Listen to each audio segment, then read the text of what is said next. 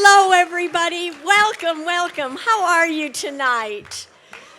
I'm going to take a moment because you're going to have a wonderful show tonight with these people that are a part of your memory bank and your heart.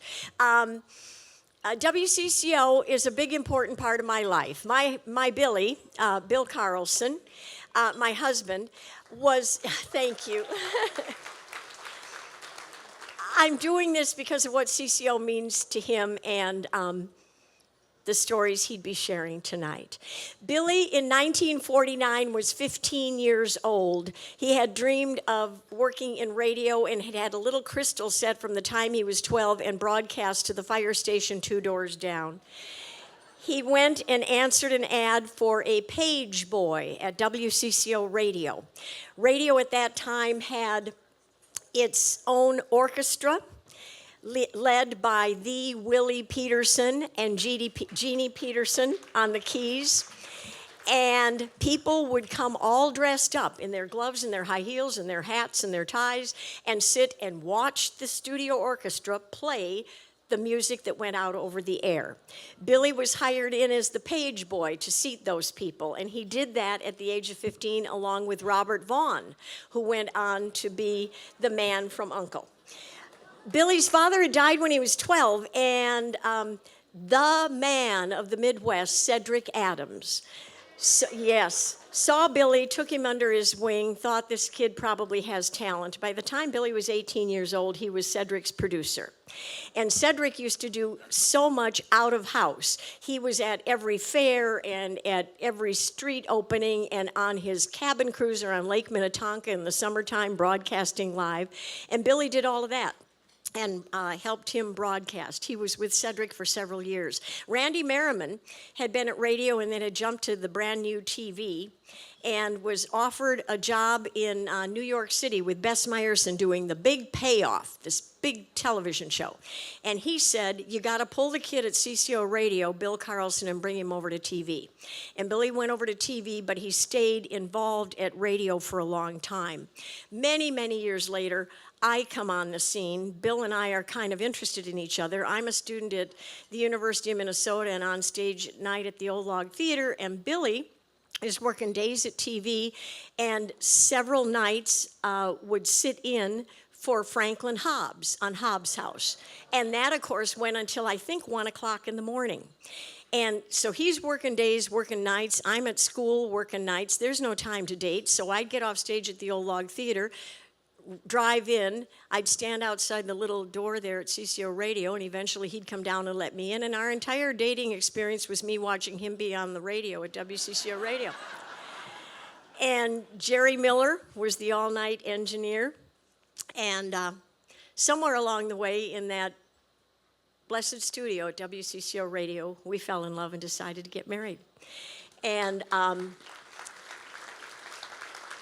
Billy's best friend was Charlie Boone at WCCO Radio, and Charlie was the best man in our wedding. I tell you that because it's not important what my memories are, but those of you who came here tonight who are not actual employees of WCCO Radio, I've been talking to you, and you've all come with your memories. And this institution, this remarkable WCCO, is a part of the memory bank of your life. You cleaned house to it, you drove your truck down the road to it, you milked the cows in the morning to it, you knew the songs that they sang for you when you got up in the morning, and you knew you could sit on the porch and listen to them tell you how the ball game was going. It is extraordinary for any institution to stay alive for 100 years, but to stay alive and have served a community and have loved a community and be loved back the way WCCO Radio has, I think is probably rare in the nation. I congratulate all of you on your memories, and again, on behalf of radio, thank you for being here.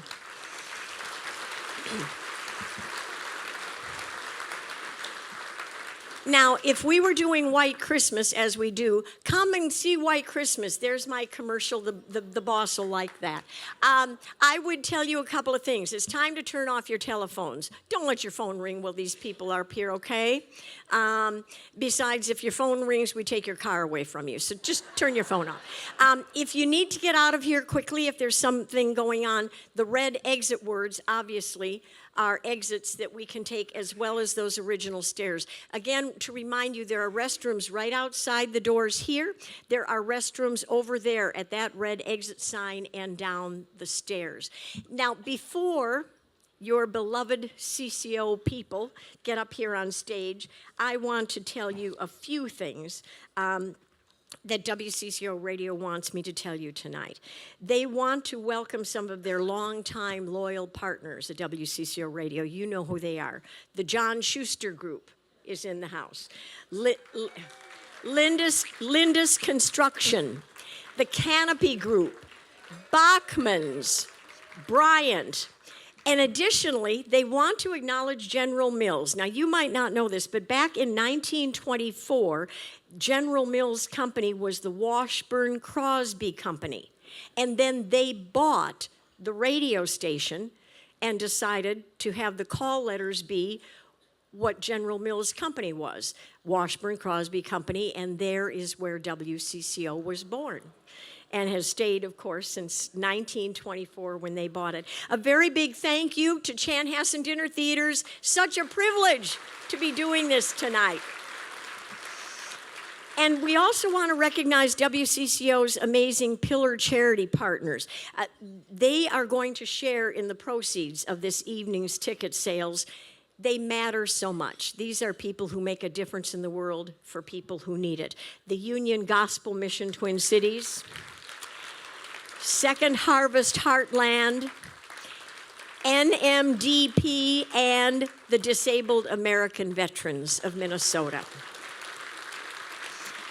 One more very special shout out.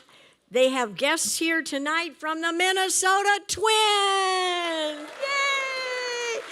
And WCCO Radio is so proud to be continuing the time-honored tradition as the radio home and the flagship station for the Twin Cities baseball on WCCO Radio in 1925. It all starts again with the Twins. Of course, they're back on CCO Radio. They're going to win. It's going to be a great year. And CCO Radio wants to thank each and every one of you for your overwhelming response to this remarkable 100th anniversary, all of the celebration invitees, and especially with tonight's event. Now, you're going to have a wonderful time tonight. It is my privilege to tell you that without further ado, you are going to now experience WCCO Radio's Centennial Celebration.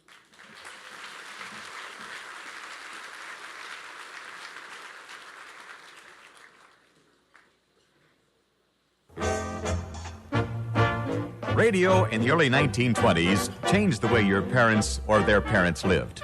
All of a sudden, there was this wooden box in the parlor, and they had a front row seat practically for free in their own private theater. Music and the human voice came down out of the sky into that box. People who lived on farms could taste life in the city without leaving their homes, and vice versa. The stage was the human mind. Our predecessor was WLAG, the Call of the North. It lasted only 2 years, broadcasting from studios on the 6th floor of the old Oak Grove Hotel. Good evening, ladies and gentlemen. The Washburn Crosby Company, later to become General Mills, liked the idea, and the call letters WCCO were selected. By coincidence, or was it, the initials of the Washburn Crosby Company. The Pure Oil Company presents the Pure Oil Potpourri, starring Cedric Adams, Cullen Card, Betty Brewer, and the Pure Oil Quartet, and Jack Malarick's Orchestra. And now here is Pure Oil's man about town, the amazing and amusing Cedric Adams. How'd you do? Yes, this is Cedric Adams speaking. The irrepressible Cedric Adams was CCO for 30 years, enjoying an acceptance unrivaled then or now. Over the years, there were many persons at WCCO who tried their hand at news, Cedric among them. He became probably more successful in the infant news broadcasting field because he's Cedric.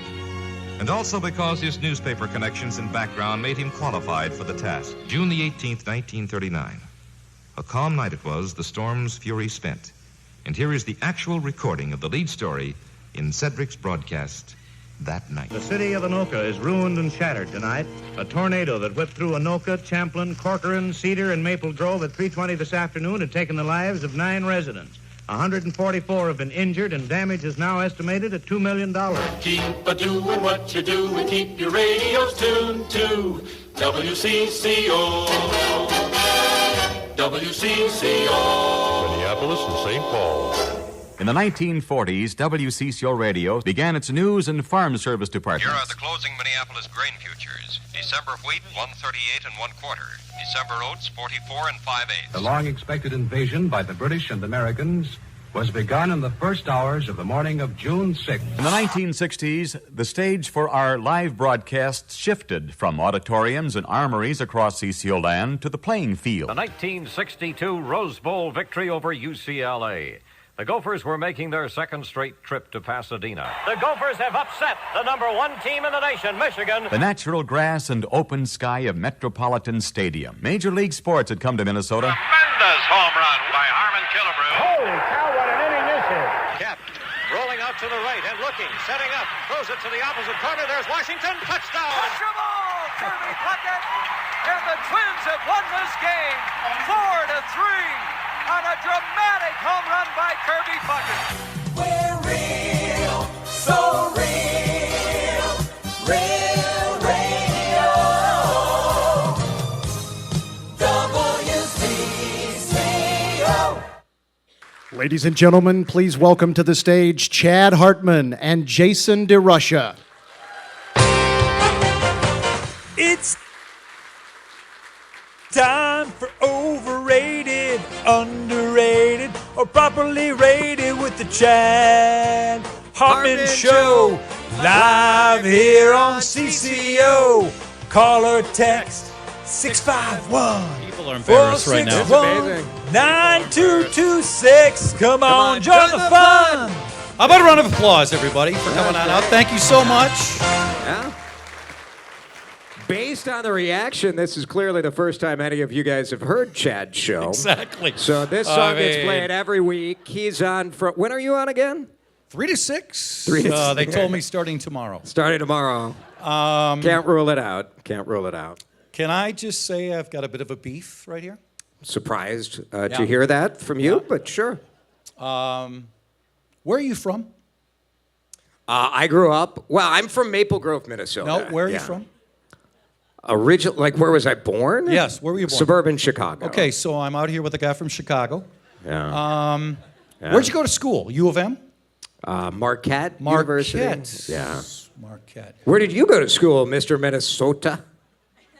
That's not the point right Okay. now. That's all right. really not the point right now. Last name's Hartman. You've been sort of riding that for your whole deal, haven't you? By the way. Fine. By the way, I'm the rare exception. If you go away, you do come back and get a job. Yeah? Well. I mean, I could be up here with Dave Lee. I could be up here with Eric Escala. Well, they said we are started like a week ago, right? We're celebrating 100 years of WCCO Radio. And Jason, you've been part of like 2 of them. Yes. So like, come on. This is great. It's a great honor to be here. It is great to be here tonight. I may be the youngest person on stage, for sure. I'm right here. Yeah. I'm right here with comedy. I think it's nice that you're that connection to kind of the black and white era of WCCO. Thank you. It's really nice. Thank you. I was featured in a number of those segments in the 30s. Now, do you believe in ghosts? I'm open to it. I've never experienced it, but I'm open to it. I'm normally not, but I was sleeping last night, and out of nowhere, there was a ghost in my room that kept clearing his throat. Oh, yeah. Kept clearing his throat, and the ghost woke me up.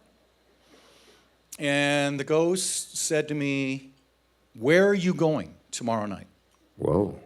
And I was shook a little bit this It's alarming. Yeah. And I said, "I'm going to a 100-year celebration And the ghost said to me, I did that 4 years ago. It's really not a big deal. Then I had to explain to the ghost further what was going to happen. And the ghost said, if it works out very well, make sure the ghost gets plenty of credit. Oh, yeah. So even now. He was still looking for, still needs credit. Even now. The ghost has a statue. Yes, he does. Obviously, I'm referring to someone who started working here. I think Lindsay Peterson could confirm this, 1955. And just getting briefly serious for a moment. First of all, I won't get serious with this one point. My father would take credit for all 100 years. Yeah. And anybody that listens knows that's true. But my father loved this place. And it was essential to my father's life. And it wasn't just the show. It was the friendship. It was going out about, whether in the metro area, and also traveling in greater Minnesota. It meant the world to my father.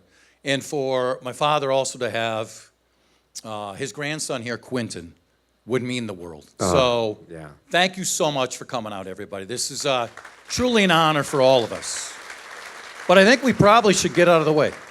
You think so? I think we should. You don't think they came to see like I thought we were doing an hour and a half of shtick, just you and me. We could have people heckle us, but I'm looking off to my right. I think there's some people who are coming out. How about a round of applause for Minnesota Hospital, which starts right now. And now,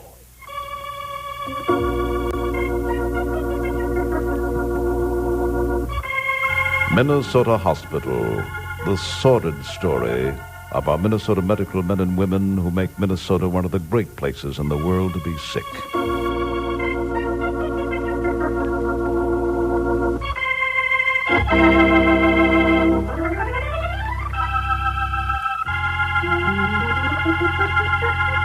We now join Dr. Gil Whitney with Dr. Helen Trent, somewhere in a dimly lit area of the irritable bowels of Minnesota Hospital. Oh, Gil. Oh, Helen. Oh, Gil. You do have a microphone over there, Helen. Oh, Helen. Ouch! Helen, what happened? Do you have a Band-Aid, Gil? Because I just scraped my knee falling for you. Oh, well, you can have a bandage if I can see your proof of insurance. What? I'm required to see that, Helen, before I begin to operate. Do you like my leather outfit? It's a difficult word, Helen, but... Oh, yes, Helen, and I know that when a woman wears leather, a man gets weak. He starts to sweat as his heartbeat descends. He struggles to speak because he cannot think rationally. Oh, Gil, why does that happen to a man when a woman wears leather? Because she smells like a new truck.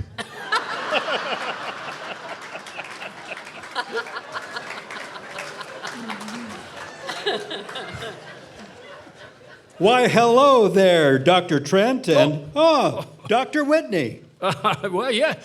Hello, Dr. Administrator. Why is it so dark in here? Well, I guess another one of those power surges, sir. Oh, it's my fault, Gil. I shouldn't have worn leather. Wait a minute. Isn't this an old operating room? It was before you showed up. Listen, you two. As part of the Centennial Celebration at Minnesota Hospital, we have invited a number of the past Minnesota Hospital presidents to join us. And it's a $300 a plate dinner. $300 a plate? Well, what do you expect? It's a hospital. Oh, Gil, I'm so sorry. I completely forgot about the celebration. I was planning on a nice romantic dinner for us tonight and having steaks by candlelight. Helen, you do know how long it takes to cook a steak by candlelight. You're better off here. Dr. Whitney! What is it, intern? There's a patient in the waiting room who thinks he's a wheelbarrow. Tell him to stop letting people push him around. Well, hello, doctors. What a pleasant surprise. Back to join us here for this 100th birthday of Minnesota Hospital. It's the retired doctors, old Pap Smear and Dr. Phil Cup. Yeah, we just did rounds for old time's sake. Now, how'd it go? Well, we visited with a woman who told us about her family. That's right, she is. She talked about her children. Her twins were 18. The other twins were 16. The third set of twins were 14. And so I said, hold on. Did you get twins every time? And she said, heck no. There were hundreds of times we didn't get nothing. You two are so funny and cute. And you have really hot bods, too. Smoking hot bodies? Smoking hot bodies. You know what they call it when old guys have smoking hot bodies? Cremation. Why? Yeah, they do. Why, it's former Minnesota Hospital President Dr. Clinton back for the celebration. So happy that you could make the dinner. Thank you. My fellow medical Americans. Do you know where I can get those Centennial Celebration horn dogs you're selling? Horn dogs? You mean corn dogs? No, I don't. Well, that figures. This is exciting. Everyone's returned. Well, hello there. Dr. Reagan. That's right. And there you go again. My fellow Minnesota hospital staff. I'm not pleased to announce that I never signed legislation outlawing this bit. No, we began the bombing of this audience about 5 minutes ago. Excuse me, but is that you, President Bush? Hey, Dr. Whitney, good to see you. Yeah, I'm like a puppy seeing his first treat.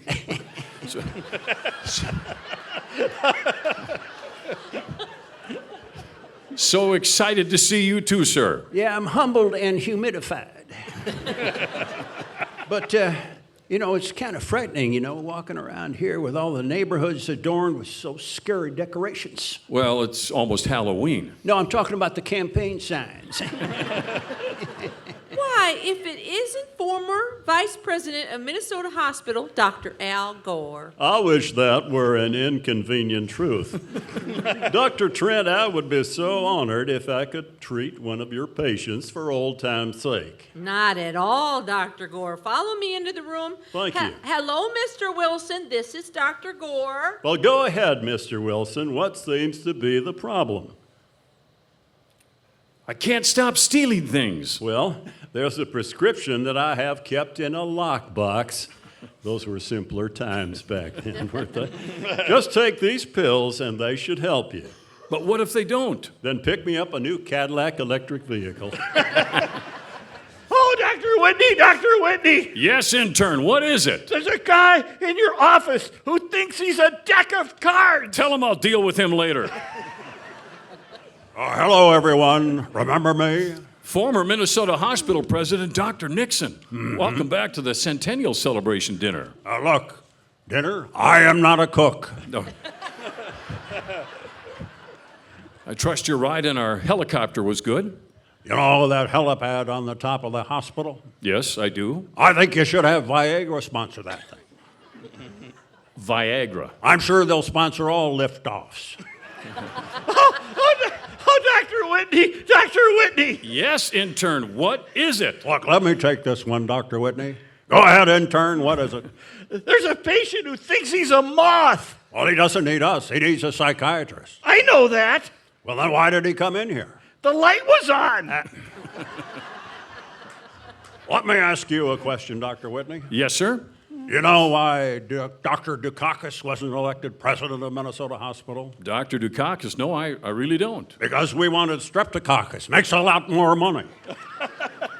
Oh, Dr. Dr. Whitney, Dr. Whitney. You interrupt more than traffic and weather on the 8s. You're damn right I do. Your next patient is here. Is that the guy with the phobia? Yes, it is. Did he take something for his kleptomania? He took your computer. Hey, folks, good to see you. Number one, how do you do? Dr. Whitney, good to see you, man. Our current hospital president, President Biden. That's right, number one. And by the way, no fooling around, I'm not joking here. Look, folks, here's the deal, okay? I am excited to tell you that everyone who can hear me, that the price of gas is under $2, Jack. That's no joke. No kidding around. Serious. You got gas for under $2? Where? In your cafeteria. By the way, has anyone heard how the Centennial is doing in the hospital gift shop with all the items we're selling in there? Well, this just in, breaking news from the Minnesota Hospital gift shop. This is a news bulletin. This is a news bulletin. News bulletin. News bulletin. This is Dr. Walter Cronkite in the Minnesota Hospital newsroom with this breaking gift shop bulletin. Sources in urology have leaked the news that the Centennial catheters are all sold out. Meanwhile, in the bait and switch section of Minnesota Hospital, they're completely sold out of the surgeries. I once applied for WCCO radio. And they said, if you can't say surgery sutures, you better go somewhere else. Anyway, they're out of the surgery sutures that were marketed as Minnesota Centennial monofilament fishing line. That one's for Tim Waltz. Also, congratulations to Minnesota Hospital's proctology legend, Dr. Ben Dover, who just performed the 100th anniversary exam just moments ago. Our reporters have learned that the patient received a standing ovation, followed by the patient telling the applauding crowd he never expected such a large hand. This is Dr. Walter Cronkite in the Minnesota Hospital newsroom. We now hopefully return to the end of this bit. There we go.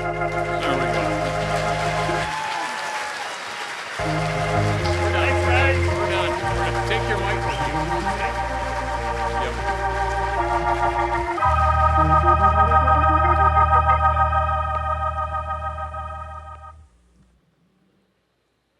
Now, welcome back to the stage, Jason DeRusha with John Williams and Don Shelby.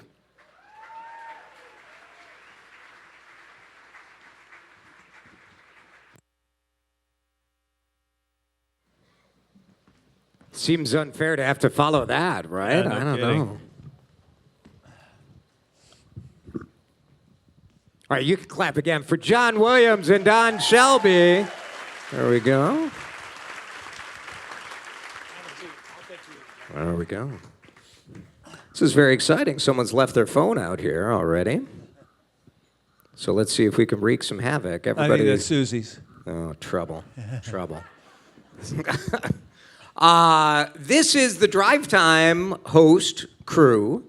John, you hosted Drive Time when? I don't remember, but it was about 4 years. I had 2 4-year stints at WCCO Radio. I was so lucky to come here. I was so lucky to be invited back. But the second of the 4 years was when I was doing the afternoons. Much of that with the great Jordana Green, and we had a really good time. You and Jordana? Jordana's out here. She'll be up here shortly. Don, you did Drive Time for almost 8. Was it 8 10 years? 10 years? Yeah, from 2000, 2010. Wow. Yeah. 2010? 2010 was the last year? Yeah. Yeah. Because I think I came after you then, right? Yeah, right. And do you remember why I came after you? Yeah. Because I got fired. Yeah. That's the way I remember it. I just Yeah. I wasn't sure. It's just fun to hear it, right? Yeah. Yeah. It's not. John, you're at WGN in Chicago. You were doing both shows for a time. Yeah, right. For a while, my first 4-year run, or the second one, it really is confusing to me, but I was at WGN in Chicago. It was a nice job for me, and at one point, though, they decided they weren't going to renew my contract, And I was able to get a job at WCCO, which was like, who wouldn't take that job? Hooray. And then when that contract was coming due in Chicago, the station in Chicago said, hey, we changed our mind, will you stay? I'm like, no, we have a house over by Lake Nokomis, and my kids are in school, and we are not staying.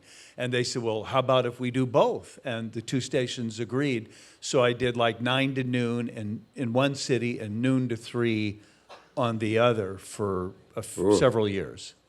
Now, I tell some of the same stories on my own show, just on one show. I would think it'd be very confusing. I would do that. I would go, wait, have I already said this or not? And what was really weird was sometimes people would be driving from one city to the other.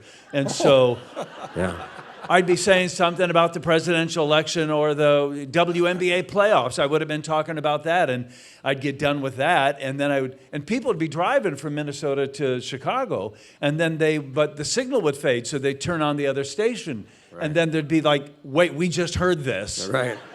And they didn't know if they were crazy, and I didn't know if I was crazy. Don, you're not a traitor, and you did not leave us to go to Chicago. I deserve that. You know, biggest moment for you, biggest thing that happened while you were on the air? Well, of course, the biggest thing was 9/11. Yeah. And then we ended up winning a lot of awards, but I want to make sure that I mention that it had really very little to do with me, that popularity of that show. It had to do with Jeff McKinney. Yeah. Jeff McKinney, But it had to do your dynamic, the way you two played together. Well, it was playing together, but it really was totally unplanned. Jeff and I never talked to each other before we went on the air.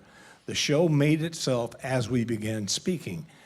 And one of the things I want people to know is this is a man at WOR right now in New York, with 160 IQ.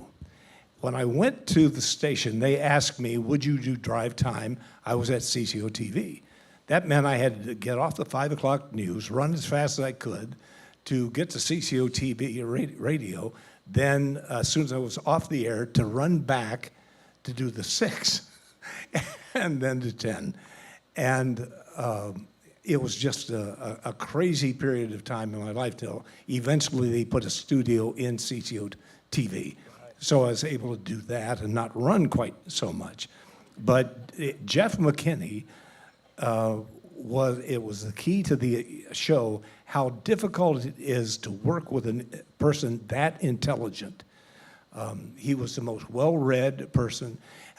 We got on the story of James Joyce's Ulysses one time, and I said, I've been trying to read that book for 60 years. And he said, I read it 4 times a year. 4 times a year, he would read that as his favorite book. But it was him that led to this unusual thing that would happen. Of course, we would end just at 6 o'clock. I've heard maybe 1,000 people in my life who have mentioned the show, that they were driving home listening, and they got to their house just before the show ended, maybe with 10 minutes or 15 minutes to go, and sat in their driveways until the show was over. Yeah. And that was all Jeff McKinney. A lot of those people died, by the way. Yeah. No, I said they were outside the garage. Okay. That's good. They didn't drive in. Yeah. Right. The story was really good, but yeah. That's what we call driveway moments, and they really are. That's the phrase that I don't think I invented, but it's where you get home and you can't stop listening, or you're glad that it took longer because you're in the car listening. And that really was, I remember listening to that myself and thinking, oh, I wish I would have that kind of an on-air moment, but you guys did it every single time. It was so much fun. And we started doing some interesting things. He was a great fan of old-time radio, writing, of course, because he was a writer, and he was also fond of Westerns. So during one 6-week period, I would write a chapter and read it on the air and do the characters. Then the next week, he would take the same story and add the chapter, then add the chapter. And finally, we ended up recording an entire radio novel on the air, and using the thought processes of people who would call in saying, this character ought to be doing this, and we would add that. And I'm not sure that I ever heard any radio that ever tried to accomplish that, but it was nothing we tried to do because we had never communicated that idea to each other prior to going on the air. And so it was just organic. It is one of the fun things about radio, right? That you can, to really connect with the audience, you have to be your authentic self. You guys connect with the people that you hear on the radio, but you can also mess with it a bit. You can create characters. You can have some theater. Different from when you're working in television journalism where it's like yes, everyone has a certain persona when they're on the air, but you can't just create fiction despite what the fake news people might think. The news is the news. On the radio, you can have fun and you can stretch and you can create characters. Can I tell you one real quick thing? In 1983, I was asked to step into the shoes of Dave Moore. Okay, the hardest thing that could ever be done by anybody in this business. And because he was the most beloved person ever. And after 2 years of work, after Dave stepped down, I got thousands of letters before email that said, "You're no Dave Moore." And I wrote them all back and saying, "I know that better than you do." And then I get a call from management at CCO. "Would you like to do radio?" And radio is my first love. "Oh, I'd love to do radio. Is there a slot open?" "Yeah, you'll replace Steve Cannon." "Well, shit." I think I said, "Shit, I can't. Don't make me do that again." Yeah. And so I got another 2 years. "You're no Steve Cannon." Yeah. And then the final show we did, I brought Steve back from Florida. And so I was a guest on Steve's show, and we brought out Jimmy Erickson brought out all of the original music, and he did all the voices. Morgan was there. It was just wonderful. And so my last show was his last show. The WCCO audience is so loyal that I got people at TV also telling me that I was no Dave Moore. Like, and that I was no Don Shelby. And I was no Don Shelby. Yeah, so right. It's true. We're handing the baton of incompetence down. We all know. through the years. We know we're not. We know. We get I'm glad you mentioned Jimmy Erickson too, because I was talking to some of the producers who are here tonight and other members of the staff who you might not see on this stage. And one of my observations has been that a radio show is as good as the producers and the people behind it. Right. And it is. It's true. And we've all been in the business long enough to know how great a Jimmy Erickson or a Steve Inc. or a Susan Blanche or a Sue Fraser or Nancy Walker, people that I've worked with, and now I'm leaving out a bunch of names, but how lucky you are to have heard us talk because those people were setting us up. Absolutely. Who produced you? Jimmy Erickson. Is Jimmy? Yeah, the vaunted Jimmy Erickson. Yeah. Dan Cook produces me, so Cook has been there for 20. Cookie. Yeah. Cookie hosted his first show on Saturday. I heard it. I heard it come He did in. great. I thought, how do I know this voice? It was cool. He is efficient. He gets the job done. By the way, I know we're running short of time, but I did want to just say one I was quick just thing. going to ask about your shirt. I know I dragged these shirts out. We did a bit in Chicago where, I forget what it was, there was a concert or a sporting event in town, and we said, what's that one T-shirt you would never throw away? Because you may have one in your closet from when Kirby hit a home run or when the Wild won a game or a concert you went to and you had that T-shirt and it's still in your closet and it's one of your favorite shirts. I have from the Minnesota State Fair my Dave Lee shirt. Look at that. And Dave Lee doesn't have one. So Dave, maybe we can make a deal, but this is the shirt that is still in my closet. And to be honest with you, I was surprised. It was a quality shirt. And it was... yeah. Coming from this company, it is surprising. That's a comment about radio. That wasn't a comment right. about Dave or this company. But then one other thing we used to do on my show was The Bright Side of Life, where we would close it on, particularly with Jordana. Yes. And so we would on Fridays, when was it, Jor? Maybe 5:45 before 6 o'clock. And so Jordana would live stream it, and we would all chime in and say something that was making us feel good that day. It sounds so damn cheesy, but it worked, didn't it? People would share moments like my son's coming home from college or the war, or hey, I just had a sandwich and it was really good. Whatever it made you happy. There was a guy that would call in, and he said, he would just call in and go, John, this is Hammer. I'm driving a beer truck. And I'm like, what's better than driving a beer truck? Yeah. I mean, you're working, you're engaged, you're on the road, you're listening to CCO, and you got like 1,000 cases of beer behind you. It's like, it sounded like a dream job. And every Friday, right, Jor? He would call in and go, John and Jor, I'm driving a beer truck. And it would be Hammer, and everybody would celebrate. One time he didn't call for a few months, and we didn't know what had happened. I mean, really, the relationship we had with this guy was extraordinary because all he would say was, I'm driving a beer truck. That's all we knew. And then he popped up again. So we knew that he had survived whatever caused him to be away. We were at the state fair one year, and he calls in. We're doing Jor and I are out there on the stage, and he says, John and Jor, I'm driving a beer truck, and I'm standing in front of you. And so we look out in that crowd, and I don't know which one is Hammer. And then we see a body disappear into the crowd. And I said, Jor, I think that's him, go get him. And Jordana, who did so many things for us, takes off after this guy. And in the process, I felt like we are ruining this poor man's anonymity. He doesn't want to be Jason DeRusha. He wants to be just a guy who is doing this. He is sharing some goodwill with people. That's all he wanted to do. Yeah.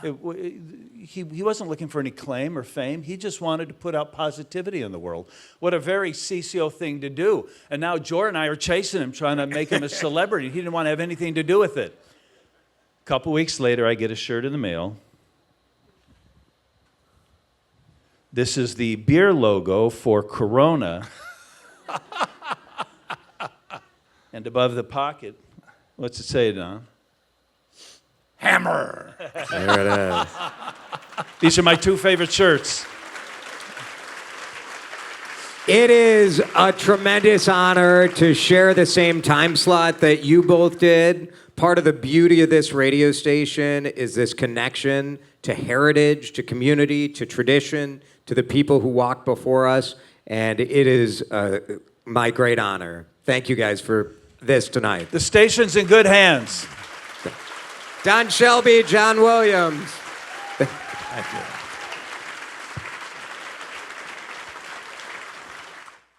I'm going to make it. I'm halfway through. And you'll find Pfizer Undertone just great for soothing. Why don't we come back to it? No, listen, if I give up, I'll never make it. I'm going to face this thing right now because it'll be hanging over me all day. You'll find Pfizer. Now you got what? You'll find Pfizer Undertone just great for soothing chapped tea.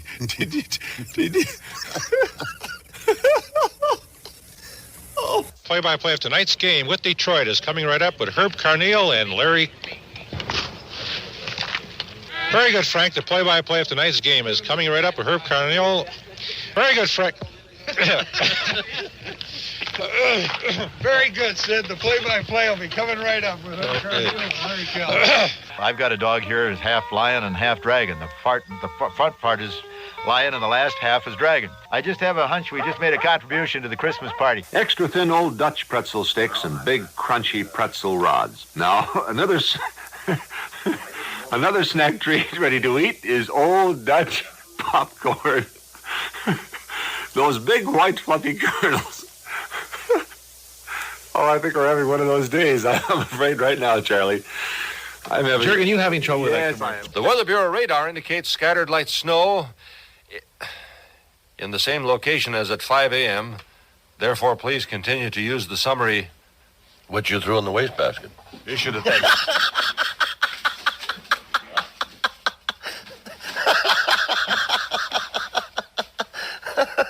Wait a minute, I got it.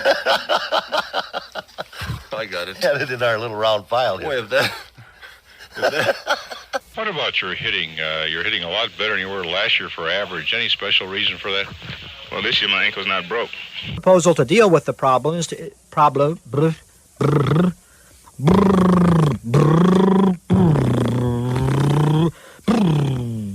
Eric Escala, WCCO Radio News. Nothing terribly shocking today. I mean, I guess it was. Is it I can't even say it. Was it going to happen sooner or later? Todd, is there anything else you want to add right now? Well, first of all, it's Tom. Tom, my apologies. Jim, are you there? Chuck. Chuck, I'm sorry. That's all right. Going to roll some tape. And Judy, anything else you want to add? Who's Judy? Okay, Barbara, can you hear me okay? This is Elizabeth, and I can hear you.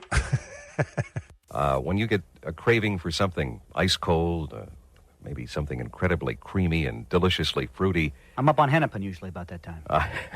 No, here's what we want you to do. Oh, I'm sorry. All you have to do is go to any Twin City Fuddruckers and get your green Fudd Bucks. Okay, let's do it. Why not capture all the fun and memories of your kid's first base hit to first fish on a new Sony 8mm camcorder? You're a Twins fan. I think I got to do this again. I couldn't have them. At the swimming pool around the 4th of July, you could capture, I didn't do this, you could capture these big giant,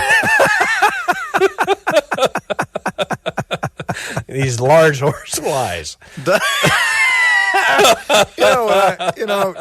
I always figured it would be me. No, it was me. It was me. 60 years strong. Real radio. WCCO. Our Centennial Celebration continues. Please welcome to the stage Blois Olson and Eric Escala. We get to follow the blooper spot. Thanks a lot. That's what we get for covering politics. I got the memo on the coat color. That's good. Well, you added so much color since you left the radio that I figured I had to match it. Playing fun with color in my declining career years here. No. I did the 620 for, 6:20 a.m. with Dave Lee for about 20-some years, and you took over that slot when I retired. In 2010. Yeah. And it was an honor, and one of the first 5 months, I mean, I had listened to it for years. You invited me on election night 1998 to join the team, and that was the night Jesse won. Yeah. So we've been covering funny politics ever since. But through the years, the news and what I learned from you from that 620 spot was, and Vanita called me when she got the job, and she said, "What are you doing?" I go, "You're kind of trying to wake up Minnesota and let them know about the news." And that's what you did at 620. And I, in good ways and bad, wonder if I would have said no, if I'd be sleeping more these days. One of the times we worked together was on a very sad and tragic note, was October 25th, 2002, the Paul Wellstone plane crash. And I was working at the basement of the state capitol with all the Capitol reporters, and I got a call noonish saying that Wellstone's plane has gone down, and don't know if anybody's alive or dead. And turned out, of course, that the plane lost speed and sunk and crashed near Eveleth. And so I bummed a ride with Channel 4, Pat Kessler and Gordy Leach, up to Eveleth. And we were just walking on the tarmac at Eveleth Airport, and we were going to take an aerial view of the damage of the plane crash. And just as we were getting toward the plane, the FAA closed down the airspace. But they had news conferences and briefings and all this. And on the way back, this would have been like 11 o'clock, 10 o'clock. Wasn't Dark doing this? It was Dark, yep. And he had you on. You called me on your way to the airport to go up. And you said, the plane went down. What are you doing? And I remember I was at Summit and Lexington in St. Paul, vividly. This was before you had to have hands-free rules, by the way. So I had my phone, and you said, "Can you get to the station?" And I said, "I can. When do I need to get there?" And you said, "I think as soon as you can." Yeah. And I went, and we kind of relayed and did live. And then you came back, and you're like, "Have you been on the air the whole time?" And I think I was on from 1 till 10 at night. as the story developed, and really a moment of history. Jesse was history, but this was a sad moment in history that you had to play out all the next pieces of the news. Well, I remember you making the remark that there was grief and tears and sadness on the one hand, but there was an election, 10 days away? Yes. And they had to kind of pivot quickly from the grieving, and didn't have time to grieve, Yeah. to what's left of the campaign against Norm Coleman. And I think it was while I was on with Dark that I got a call that said, because you didn't know who the candidate was going to be. And I think it was then that we broke the news that it was probably going to be Walter Mondale. Mondale, yeah. Would Wellstone have beaten Coleman? Oh, geez, Eric. That race was going to be close. I think probably. I think that, and former Governor Plenty's here too. He was in the thick of it. Yeah. In his first race then too. Sure. And then we got to the memorial, and never before. That was when I learned how quickly things could turn. Yeah. In a race. I want to publicly thank Telly Mamayak, who co-anchored with me that night. Telly's the greatest. A lot of times you bring in somebody that doesn't eat politics, with a spoon like, we do. Yeah. Somebody that can actually see the picture outside the bubble. And I was I knew it was I remember this, it was a kind of a tribute to Wellstone and a memorial service, and then it kind of turned into a cheering section and a pep rally for Wellstone, and the Republicans picked up on it. And I listed that at the end of the night. I listed 3 or 4 things that I thought had been it, and I think the pep rally part of it, which turned out to be determinative for the campaign, I think. Telly interrupted me and said, "Well, this was a pep rally," and then it occurred to me, well, she's right. I had missed the lead. I had buried the lead. And so I really want to thank her for seeing it more clearly than I did. I was on Channel 2 the night of the pep rally memorial service, and I remember getting a call on my way back from, God rest her soul, Sarah Janicek, my partner at the time in the newsletter. Sure. And she said, "That didn't go well." And I said, "What do you mean?" Because when you're watching it and you're talking about it, you don't get it. And by midnight that night, my phone had blown up, my email had started to blow up, and you started to see the backlash really quickly. I could only imagine what the text line would say these days. Just a little inside behind-the-scenes political coverage stuff for you. Dane Smith from the Star Tribune was writing the main story. And Vin Weber, former congressman, called Dane and said, "This is a travesty. How could they turn a memorial service into a DFL pep rally? This is obscene. You're going to hear a lot about this." And Dane put that in the story. And from then on, boom, it just became a thing, And it, post Jesse, that was the next big national story that we rode the wave of all the way through election night, which I do remember. I mean, that was another late election night because it was a close race. Let me tell one Dark Star story before I get out. Please. Because Dark anchored the political coverage for us for many years. But this is a different story. He goes to the doctor. He calls me up. I said, "How'd it go?" He says, "The doctor says I'm too fat." He said, "Go on a diet and start exercising pronto." So he says, I'm going to do it this time. I'm going out to the flagship gym out in Eden Prairie, and I'm going to start my workout, and I'm going to get a good diet, and I'm going to lose this 200 pounds or whatever he had to lose. About an hour later, he calls me. I said, "How did it go?" He says, "Well, I shot baskets for 10 minutes.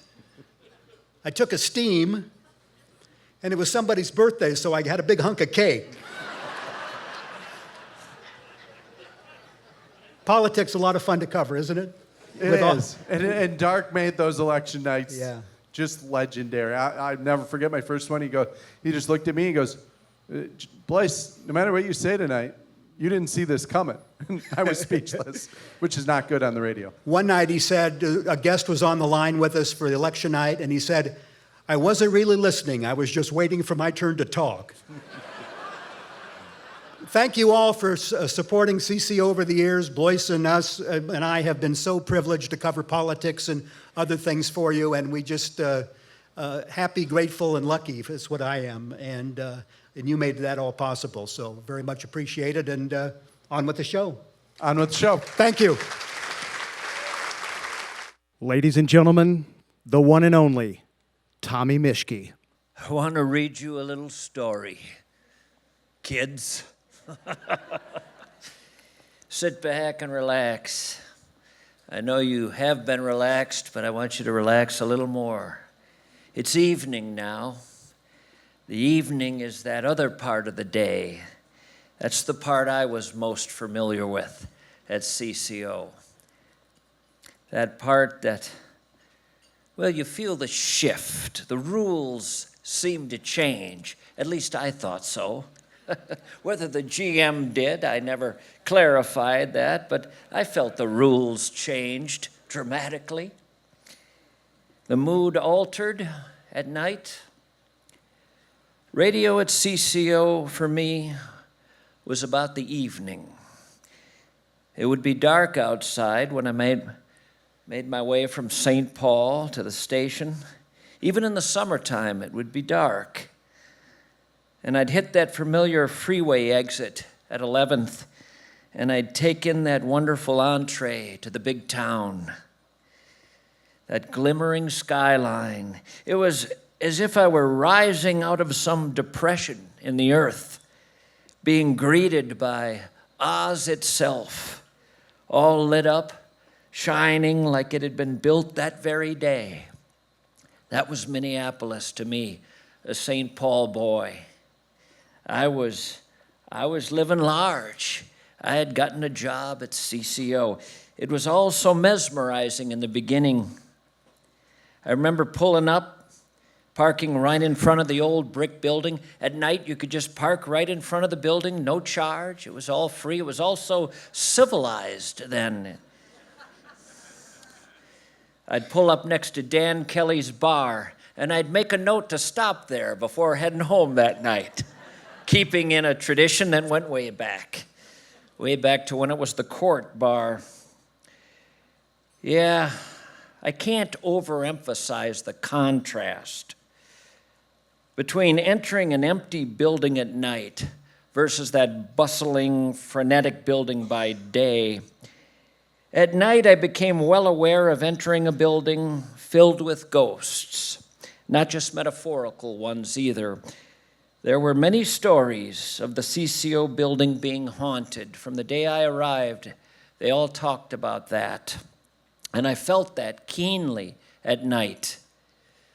I liked to walk past Steve Cannon's old studio when I would hit the hallway, moving in the direction of my microphone and my chair. Cannon's studio looked like a studio should look. It was small, it was intimate, intended for a single mind and its creative thoughts. I never sensed the ghost of Steve Cannon sitting there. I always pictured him far away in some afterlife, one foot inside heaven, the other out the door, so he could look in the direction of that less attractive realm, just to see what all was going on, wanting to know if he was missing out on any action. But when I'd enter my studio, there would be at least one human being. It wasn't an empty building. There was someone there. It would either be the kid or the Flash. The technical directors and the studio engineers who I relied on, running that big board that I never understood. It never made any sense to me. All the buttons, all the lights, the dials, I didn't get any of it. I knew how to turn the microphone on, and I knew how to turn it off, and that was it. And when it went on, that massive signal of the good neighbor moving through the night air, hitting state after state after state in the darkness, well, I knew who was out there listening. That I knew. I could feel them all of them. The insomniacs, the loners, the swing shifters driving home from work, the women in their laundry rooms listening as they folded the clothes, The guy in his garage with the light on under the hood. The person on the deck with a drink in his hand. The traveling salesman. The cop in the small town with nothing to do. The guy alone at his kitchen table with a cigarette. The night crowd. A very different clientele. I had a rule. If as a caller you were banned from the daytime shows for whatever reason, you were probably the ideal caller for my program. The people I banned were those who actually wanted to talk about the issues. Nuts to that noise. We'd had enough of that all day. No. At night, we wanted a break, all of us. My listeners wanted to hear from people singing the praises of emotional support rabbits.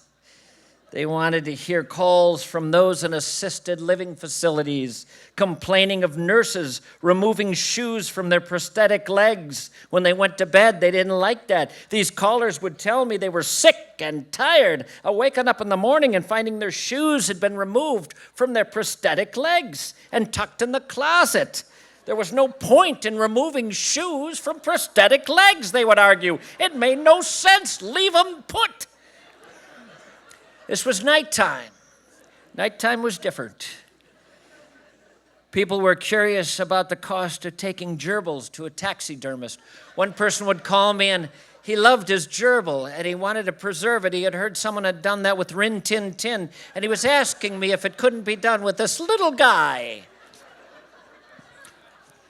People were looking for remedies for constipation, and one woman kept calling and saying her grandpa told her the solution. You just take the Encyclopedia Britannica into the biffy and be patient. And there was the guy who sat with a cassette player in his closet several times a week with a fifth of whiskey, creating rambling soliloquies and sending them to me at the station, wondering if he might not be the next big thing and not understanding why I didn't think so, why I didn't think he would make it. But I sure enjoyed listening to them. I'd bring the tapes over to my buddies' houses on the weekends, and we'd have a hell of a good time. There was a guy who called me up and would tell me he was into alternative medicine and had found a cure for cancer, and that cure for cancer was meditating beneath tuning forks hung from the bedroom ceiling with fishing line. And if we'd just try it, we'd learn that that's the ticket out for all of us. There was the lifelong ham radio operator who would call and say he occasionally connected with extraterrestrials, one in particular who he swore was endlessly intrigued by the game of badminton. These were my people. I loved my people. Loved my dear listeners. This is what put food on the Mischke table. Oh boy. No, we were far away from debates about gun control and the legalization of drugs or the death penalty or any of that stuff. None of that on my program. Boring callers who drifted into those areas were abruptly asked to stop and to sing a sea shanty. And if they didn't know one, to make one up. Now, some would comply, and those were wonderful moments. Others froze on the air, which is understandable, unsure of what to do next, feeling lost, off balance. The dead air that would follow as they sat paralyzed in anxiety-ridden deliberation created a wonderful tension in the air, and those listening at home felt it. Dead air brings a great deal of tension. It's not supposed to be there. Why is no one talking? They'd ask. Why is there dead air? Something's wrong. No, nothing's wrong. Nothing's wrong. It's silence, a sound all its own, so unusual in radio that it's worth allowing to linger a little while longer when it comes along, creating glorious confusion out there in the hinterlands. The dead air would be broken, of course, eventually. It always is, most likely by some angry elderly fella who was asking that the host be fired and that someone be brought in who sounded a whole lot more like Paul Harvey. Of course, there were loyal listeners, and a lot of those were the older listeners, actually. There were people who grew so attached to the show that they instructed family members to alert me when they died. They thought that was important, that I know that a listener had passed away. One 98-year-old listener did die, and the family contacted me, and they asked if I'd come to the funeral home.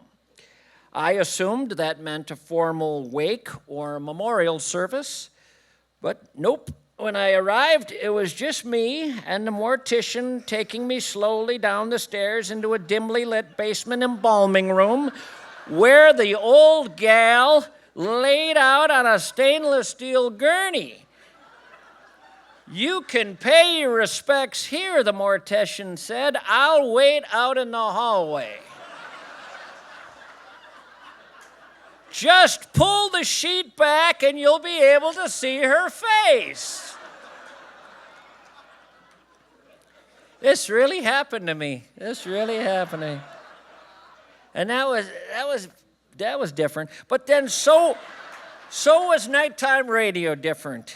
In fact, there was nothing quite like it. No media experience was quite like late night radio. My strange little broadcast would end at midnight, and I would turn off the microphone, feeling a little bit lightheaded from the absurdity of it all, and I would amble out into the evening air, finding very few on the streets there, just that old car waiting patiently there to take me back to St. Paul. And on the way home, I would turn on the radio, and I'd listen to the show that followed mine. Yet another voice coming through a speaker, a friend, a companion in the night, riding with me on a slow drive home, keeping me company. Me, now just another listener on a darkened roadway somewhere in America. Thank you.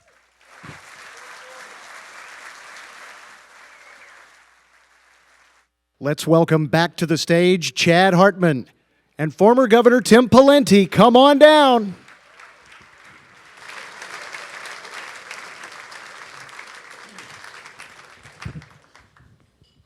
Hello again, everybody. Tommy was fantastic, wasn't he? How about another round of applause for Tommy?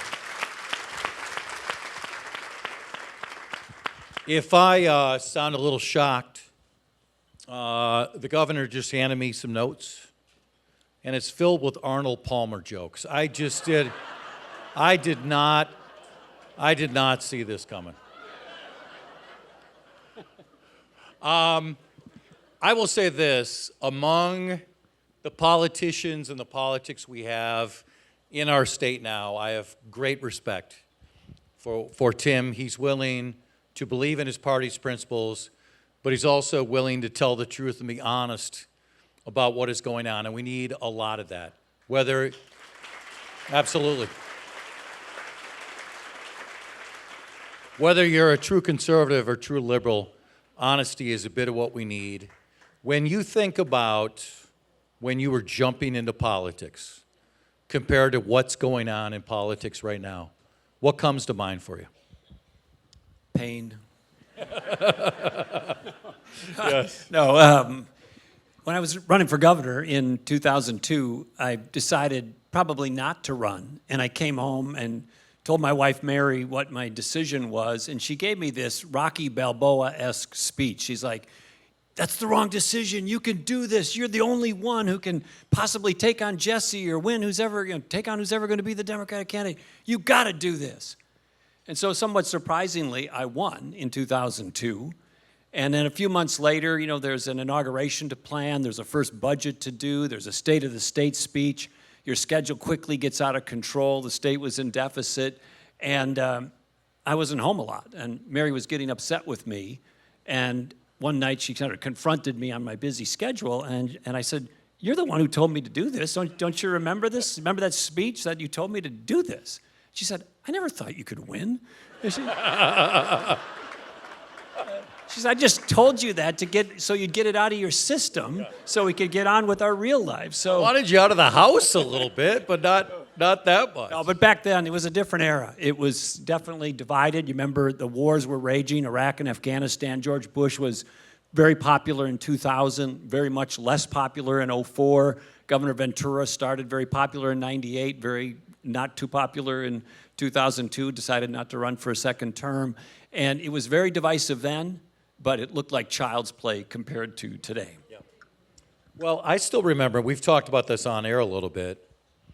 I'm interviewing you at the State Fair in late summer of 2008. Again, we're at the fair.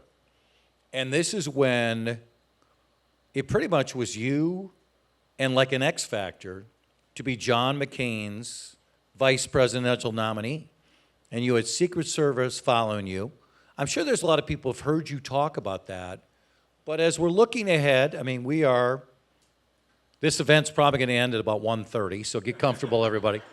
When it ends at 1:30, we'll be 2 weeks away from an election. When you were going through that process, and we'll get back to governor talk in a little bit, what was it like to be vetted, and what did you think about as we were getting closer and closer to a true American hero? I really believe that. John McCain is an amazing individual. We're lucky to have had him in so many ways. We could use a lot more John McCains, in my opinion.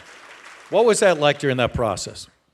Well, first of all, just on a memory of John McCain, and I sat with him in a couple private settings where he shared what happened to him in Vietnam, and I cried. I mean, he went through almost unspeakable, unimaginable things, but in public never flinched, never shared too much about that, just plowed ahead, and a true American hero by any measure. Beyond that, the vetting process for me was every inch of your life, your health records, your financial records, your voting records, your political records, your kids', nascent social media accounts, everything gets kicked over. Washington, D.C. lawyers fly into town. They interviewed me at the governor's residence. They interviewed me at our house in Eagan. They go talk to friends. They talk to neighbors. They talk to former coworkers. And then, as it turns out, I later learned that when Governor Palin was selected, she was selected very quickly at the end of the process and went through none of that. And I'm like, what the hell? Yeah, exactly. I mean, my ex-girlfriend came in my life all for this. But it was intense, very intense, and honored to be considered. And, as they say, the rest is history. Okay, where do you think we're going? I mean, we have an election right now, and I'm sure we have people who are supporting former President Trump and Vice President Harris. And, there's a small percentage of people who are undecided. I mean, to me, and I want you to amplify this, to me it seems like the ones who haven't decided, a lot of them are Tim Pawlenty Republicans who may believe in Donald Trump's principles, but may not care for him as a person. And there are people here who love Donald Trump. I totally respect we have different views. But when the election is done, one of the two is going to win. How in any way are we going to come together while respecting that one is going to win and has different philosophies about the country, but we're better off if at some level we work more often together? Politics is a lagging indicator of our culture. And so elections and the people who represent their parties in these elections are reflecting something that's already developed or transpired in society. So when we say, what about him or what about her, I always like to remind people, what does it say about us? And so there's a vast majority of Americans and Minnesotans who are really good-hearted people, want the best for our state, want the best for our country. And over time, unless somebody blows it up, and these things can break, by the way, these institutions are more fragile than most people realize, we're going to be okay. Regardless of who wins this election, we are largely going to be okay. What if we get it just about right? I mean, the United States of America has lots of challenges. They're not unsolvable. Nothing's inevitable. Nothing's preordained. We have 2 oceans on either side of us. We got all the food, water, and energy we're ever going to need. We got the best higher education institutions in the world by far. We got the biggest, deepest financial markets in the world. We got the most innovative economy in the world. We still got the best economy in the world. And the list goes on and on and on. there's a very good chance that notwithstanding all of our clunky process and temporary leaders that come and go, that we may actually be okay. So take solace in that. That is good to hear. And I agree 100%. So Jesse wins. I think he might have said we shocked the world once or twice. And so because of his radio background, he steps in and he hosts a radio show right here at WCCO Radio, right? And in the end, he's not going to run. You run, and you win. What were your thoughts about having a radio show, having a weekly radio show, and eventually making that decision to have it right here on WCCO Radio?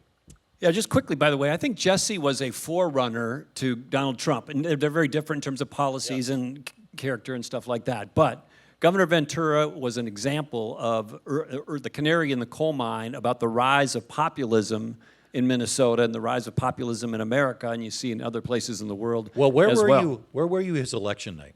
In 1998? Yeah, when he won, what were you thinking?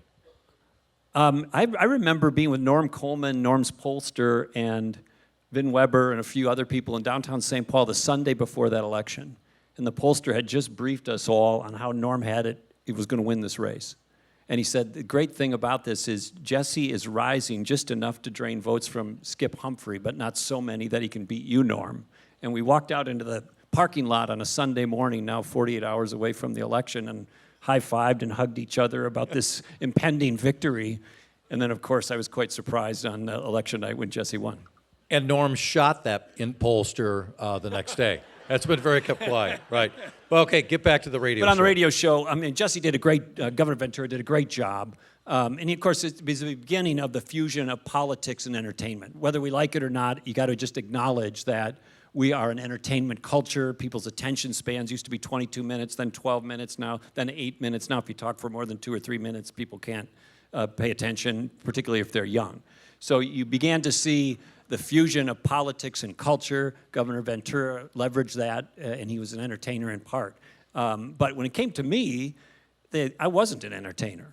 And so they said, you want to do a radio show? And I'm like, well, I'm not Jesse Ventura. I can't do that. And they're like, well, we have producers. They can help you. I was interested, did the show, and tried to make it not so much about entertainment, but about Minnesota as a story. I didn't want to abuse the privilege of having WCCO as a platform, so we talk a little bit about the news of the week in the first 10 minutes, but then quickly shift to trying to highlight some place or something in Minnesota or in America that might be interesting to the audience. I think that was more in the tradition of CCO. And that was right in line with WCCO. Now, let's get back to your wife. Your wife would come on your radio show. Yeah. Quite a bit. And when I would listen, what I liked is she put you in your place on a regular basis. Still does? Yeah, still I'm does. sure she still does. Yeah. Talk about that dynamic with Mary, your wife. Well, she is an unbelievable talent, and she could do a radio show by herself, better than me probably. So I'm delighted to have her on, and I think we really played off each other well. Yes. I will, I don't even know if I should say this, but I will. I was on... Say it. Of course. Anytime somebody says, I don't know if I should say it, don't we all think they should say it? Yes. Okay, so let's say that. So it's the governor's fishing opener. One of the things we love to do is take the radio show on the road, all over the state, from locations, including the fishing opener. And we're on one night with Mike Max. It's kind of late in the Mischke tradition, so it's the nighttime rules apply. And we're talking about my wife, Mary, and I'm saying... And it's just meant to be a joke, but I say she's the unbelievable wife. I mean, she'll watch the Vikings with me. She comes to the fishing opener with me. She'll go to wild games with me. We run together. We do all, we'll work on the car together. Unbelievable wife. And I said, if I could only get her to have sex with me. I do remember this. And that didn't go well. With anybody in particular, did that not go well? That did not go well. To this day, that... You have not had sex? That's Wow. That's a dry spell. It's still an issue, but so I should not have said it. It was a poor attempt at humor. Okay, what do you think it's like for Governor Walz right now? Obviously, someone you get along with personally, but philosophically... You see things different. What do you think this life is like for him the last 2 months since, I mean, the two of us have talked about this on the radio. It really happened out of nowhere, right? I mean, people wondered if President Biden was going to stay in the race, and there was all sorts of speculation about Josh Shapiro and Gretchen Whitmer, and all of a sudden, our guy, Tim Walz, becomes the governor. Just you drink from a fire hose. I lived sort of that life for a while, and you are shuttled from event to event. You're scheduled every 15 minutes. In modern day national politics, there's very few uncontrolled events. You're not plowing into a bunch of random voters hoping that somebody will say something nice about you. The fundraisers are stacked with your people. The rallies are stacked with your people. They try to keep the press at bay unless it's a controlled, pre-agreed Can't imagine why. range. I mean. And so it's sort of...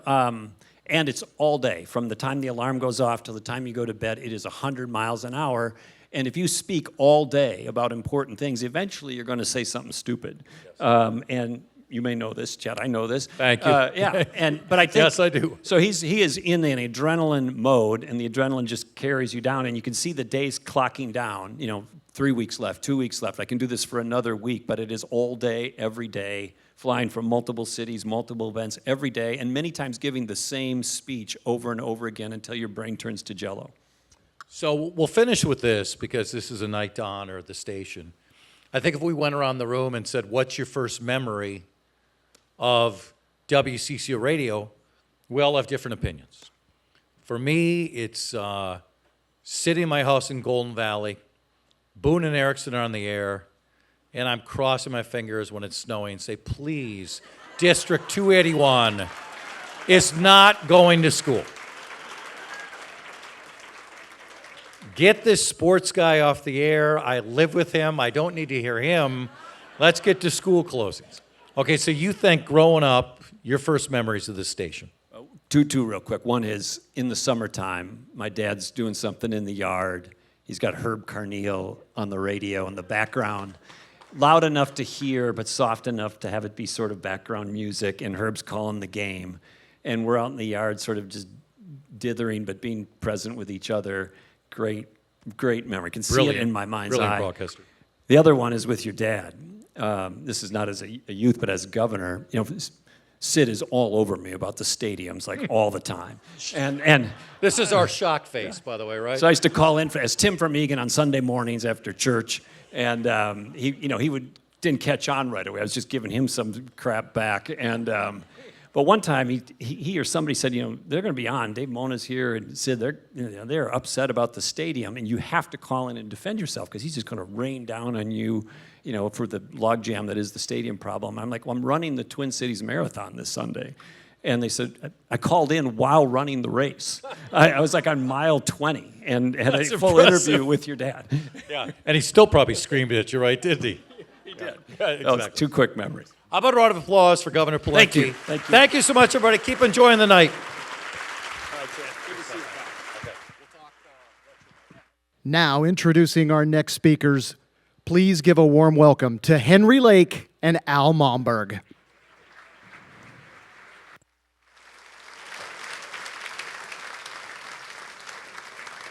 Drop a mic.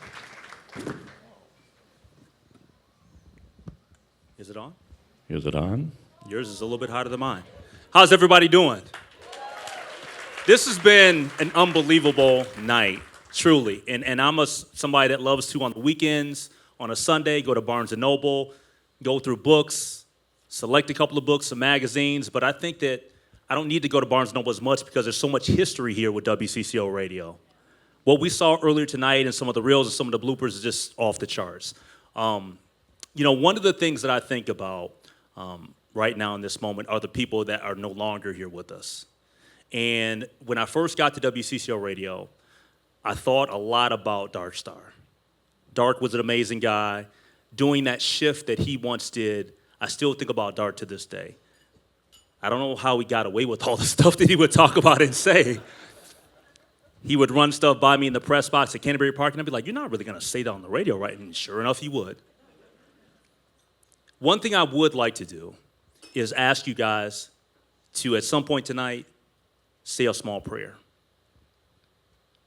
for the next person that asked me about the Lynx game from last night. Because if the next person asks me one more thing about that Lynx game, I'm going to lose it. Yeah, Taylor, you too. I'm not talking about the Lynx game anymore. Those questions, I refer those to Don Shelby. Because he loves basketball just as much as I do. But so happy to be a part of this iconic brand. Such a legacy station. I think that we all appreciate what WCCO brings to the table. When I think about a station and we talk about it being the good neighbor, that's a special saying. That speaks to community. That speaks to family. And to think that this Chanhassen Dinner Theater is sold out because of you, the listening audience, I think you should give yourselves a round of applause.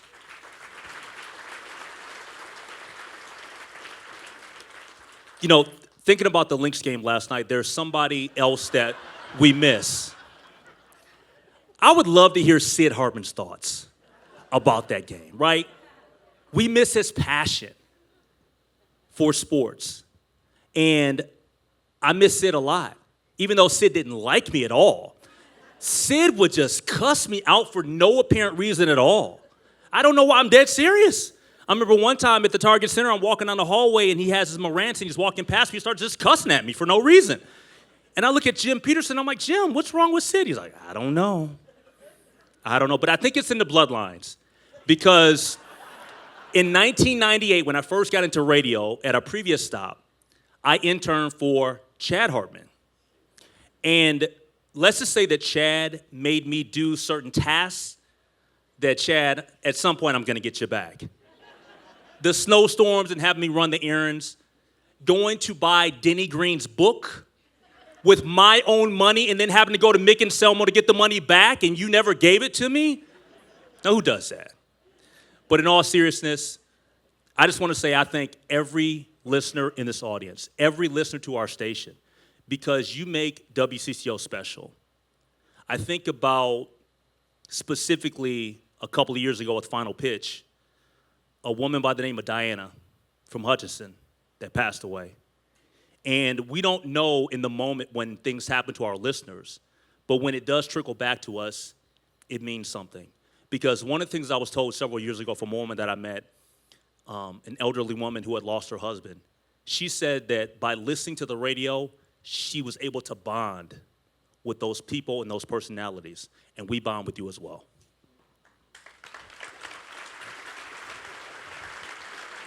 Thank you, Henry. Henry and I met for the first time tonight, and the station is in great hands. It really is. I was at CCO from 1997 to 2017, except for the 3 years that I was missing.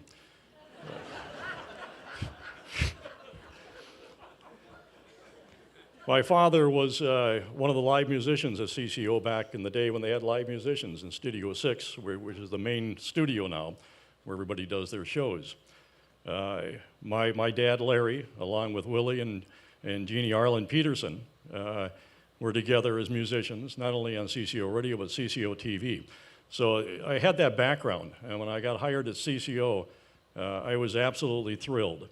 And I got to tell you something. Doing the overnight show was hands down the best shift on the radio station. And here's why. Management never listened.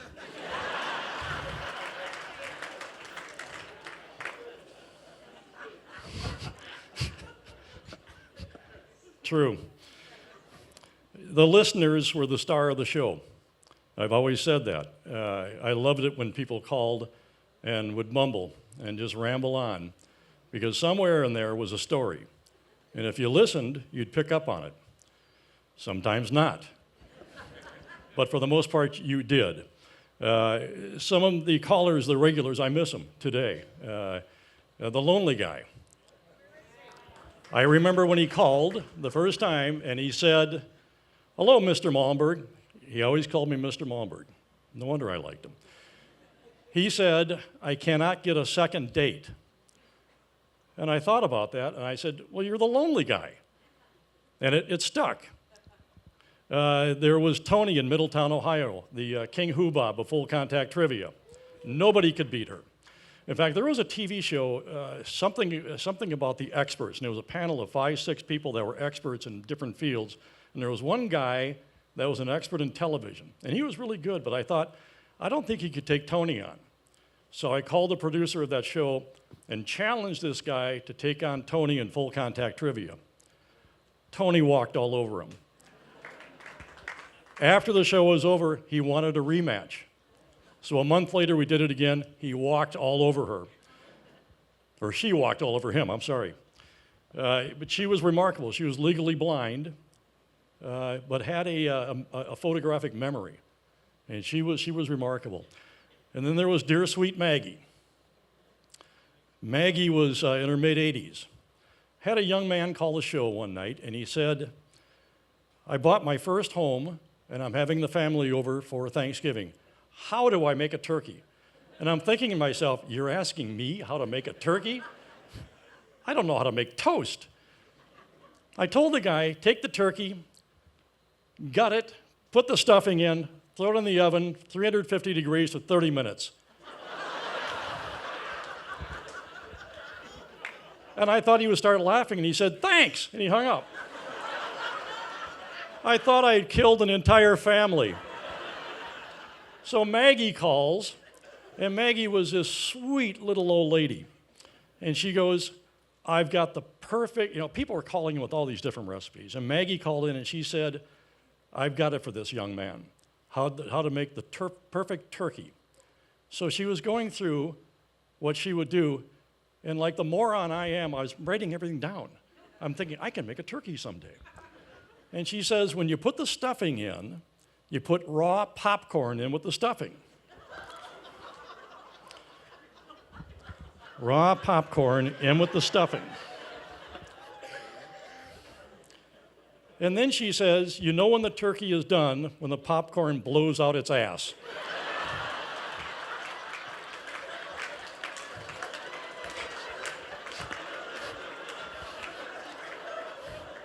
You can't make this stuff up. Very quickly, I know that we're limited on time here, but every April Fool's, we always would try to pull something over on the audience. And there was always those in the audience that would wait for it, and they would play along. There's two that I remember. One was, in the spring, you move your clocks forward, you change the batteries on the smoke detector and the carbon monoxide detectors. But you should also, if you've noticed, your phone line is getting a little scratchy. So what you need to do is when you get up in the morning, call the phone company, make an appointment to have your phone lines blown out.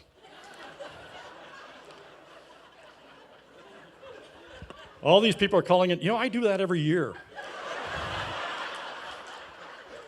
And I can't tell you how much better my phone sounds.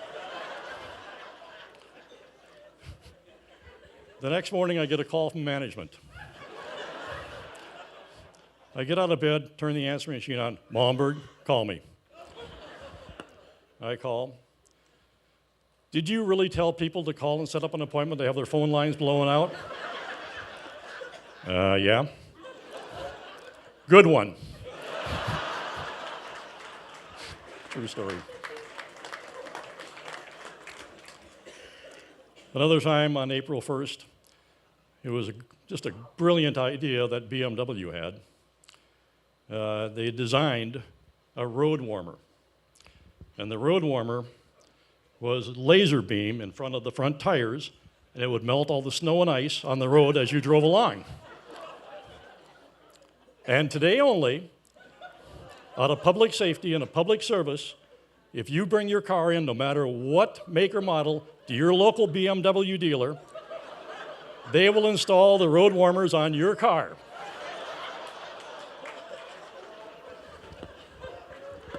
First caller says, that's a brilliant idea. I think that is fantastic. Every car should have that. That's the best thing since heated steering wheels in Minnesota.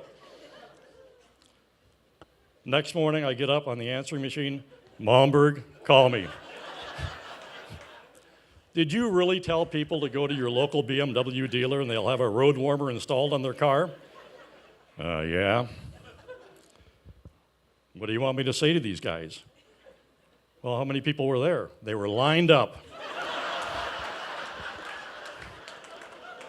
Well, ask them if they sold any cars. Radio advertising works. I want to thank everybody thank you.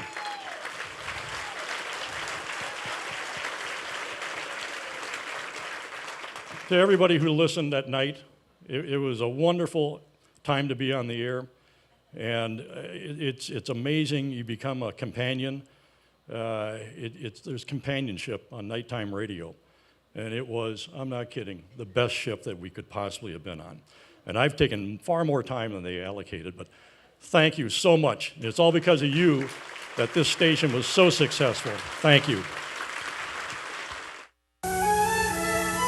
Good morning! Beautiful day in CCO land. And what WCCO Radio News. This is Dick Chapman. Some rather good. Skies are sunny now, and it looks good right on through the weekend. We've checked the latest radar. And the pitch. Herbie swings a line drive on it. All right, gang, this is Cannon on CCO, and we're going home. Real radio. Oh, what a perfect day today. WCCO. Hello, baby. Yeah, this is the Big Bopper speaking. Gimme cat with hair, long beautiful hair. Disco magic, disco magic. I don't want. There's a point in your life when the only thing you need to change is your radio station. Real radio. Welcome to the real world. WCCO.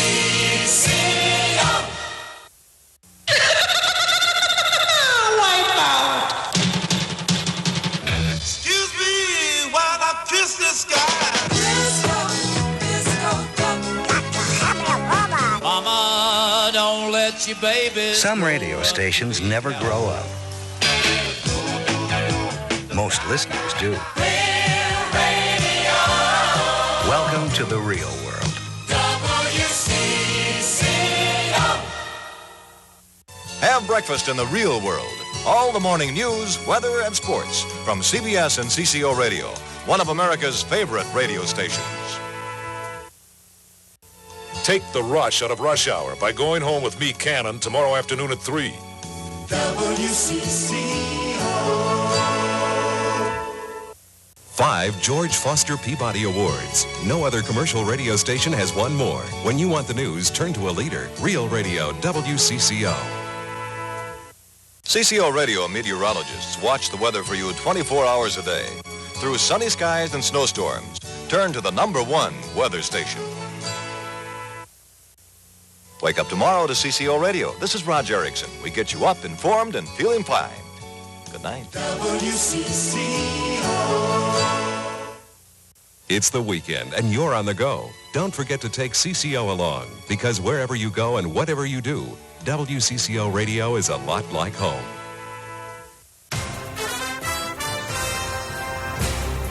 Next, our program continues with your favorite past and current WCCO news anchors.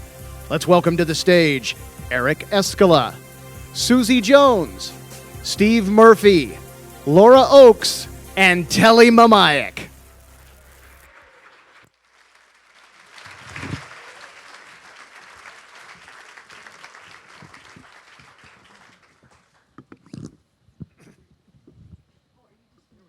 Someone's going to have to help me get up from this. I'll help you. Oh, thank you. I'll help you. Oh, gosh. How's everybody? Yeah? What a fun night. Are you having fun, Murph? Of course. So I'm just kicking us off to tell you a little bit. You heard who we were. And we are here to share with you one moment, one day, one special event, a personal memory from working at the Good Neighbor to the Northwest WCCO Radio. And I am so honored to be with these folks tonight. I just want to say our dear friend Steve Simpson, who does the morning news, got a really bad sick cold. I think he has strep, so he couldn't be here tonight, so I'm sort of punting for him. But we're going to start, as you heard the announcer say, with WCCO Radio former morning news anchor, Telly Mamayak. Welcome, Thank you Telly. so much. Oh, it's so exciting to be here. I have to say, so when we got the invitation to speak, it was like, tell a story of the behind the scenes in the newsroom, what was really going on. So I have that story, but I do want to share that something that I talked with Vanita this morning about meeting my husband at WCCO Radio, Dan Robotham. I'm going to choke up right now. That is the ultimate gift that CCO brought to me. We married 30 years this year and have 2 beautiful children. Thank you. And our youngest was named on WCCO Morning News with Dave Lee. I had Nath on a Sunday morning, and Monday morning came along, and Dave asked me, so what are you going to name the little fella? And we didn't have a name yet. We were stuck between 2 names, and I picked Nathan and on the air, and I won that bet. So that was just kind of a fun little thing to talk about that really is close to my heart. A funny story of behind the scenes at WCCO Radio was when I first came to work there in 1991, we had a very small newsroom. It was a very cramped little space, cozy, you would call it, and time came to renovate the newsroom.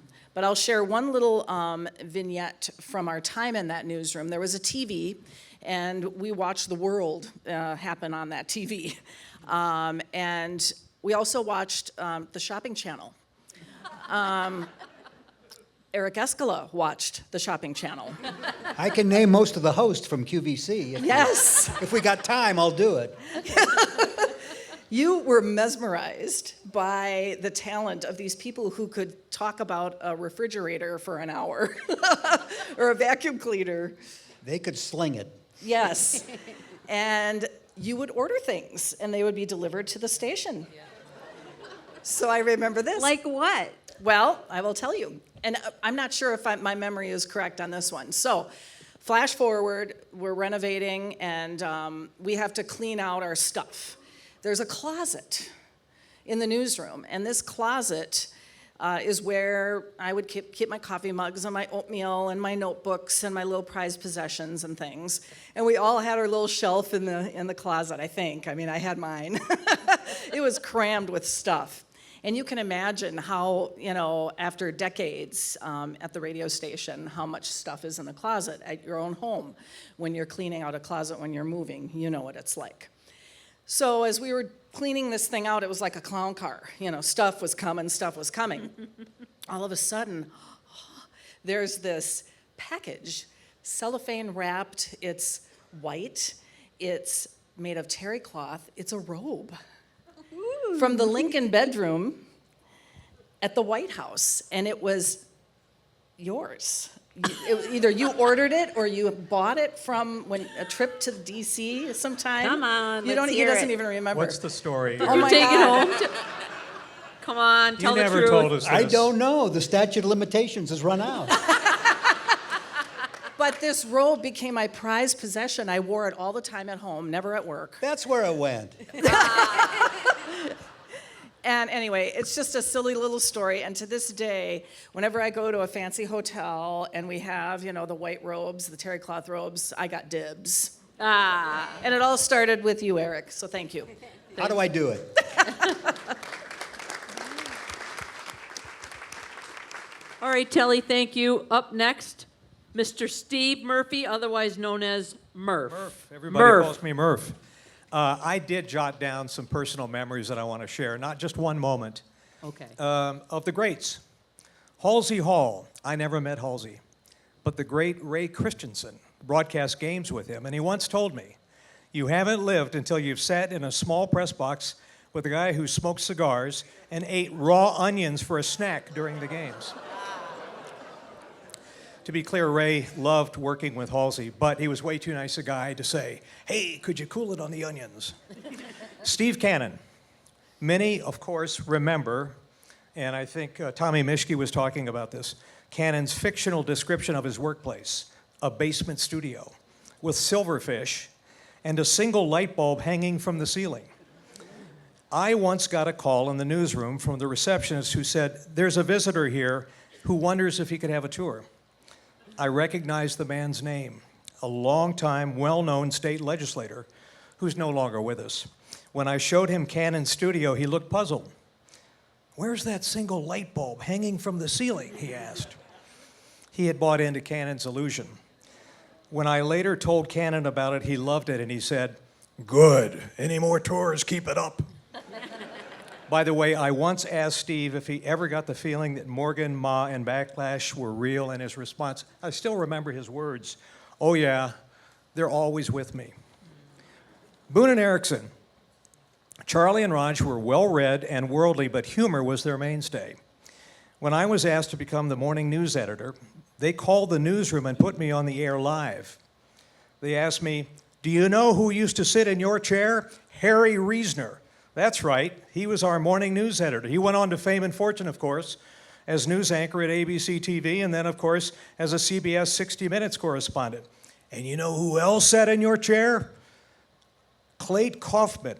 He's now our CCO general manager, our boss, the top guy. Both those guys sat in your chair. You know what that means? I don't know, great things gonna happen to me. No, we need new furniture. We still do. Yeah.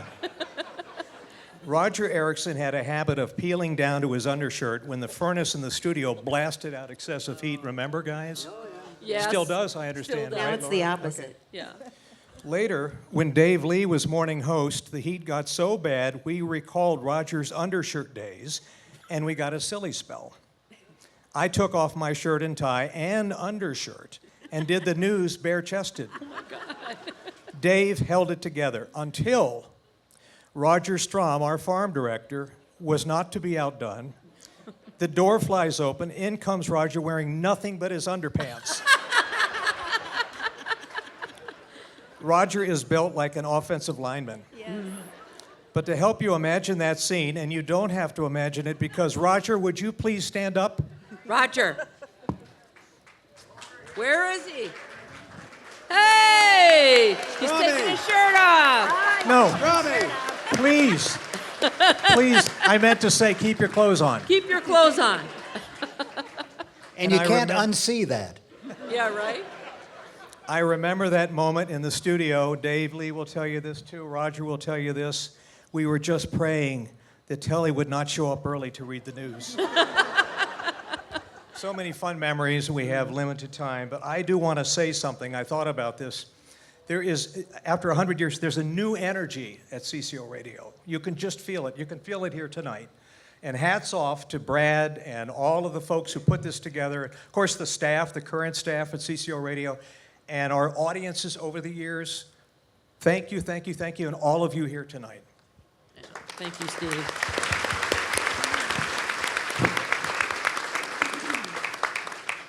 All right, Laura Oakes, our extraordinary afternoon news anchor at WCCO Radio, is next. Thank you. And I was told in our directions to tell our story kind of as if we were writing a news story. So I wrote mine out, and I'm going to read it as if it were a news story. All Very righty? good. Well, authorities say it's still not clear where he or she came from, but considering the age and condition of the WCCO radio building, it wouldn't be surprising if this unexpected guest had been living in its storied walls for decades. It's shortly before 4 p.m. as then WCCO radio newsman Adam Carter sits down to write his upcoming newscast. The clock is ticking, the pressure is on, and time is short when Carter and co-worker Laura Oakes, me, hear what sounds like the flapping of wings at the other end of the newsroom. Before any words are exchanged, they find themselves ducking and slightly freaking out as a bat swoops diagonally across the room, dangerously close to their heads. This is true. This was about 3 years ago. Oakes runs out of the room, slamming the door behind her. Carter, doing some quick math with one eye on the clock, realizes he certainly will not finish writing his stories with a bat in his midst, and decides winging the next newscast is his best and probably only option. As word of our furry flying interloper spreads throughout the station, spectators from every corner arrive to join Laura at the newsroom window, trying to get a peek. And just then, Carter saves the day, re-entering the scene armed with a putter. Yes, the putter that has been a fixture in the main WCCO broadcast studio so Chad Hartman can keep his game sharp in the off-season. This is true. It's still there. An avid hunter and outdoorsman, Carter subdues the bat without serious harm. And as he ushers our furry, confused friend out of the building and launches it into its new life of freedom, the bat slowly turns its head mid-flight to look back at his former prison, and he speaks. "I got the money," it says with a chuckle, reminding us that as Halloween approaches, the rumors are true. Yes, indeed, these halls are haunted with some of WCCO's greatest and most beloved legends.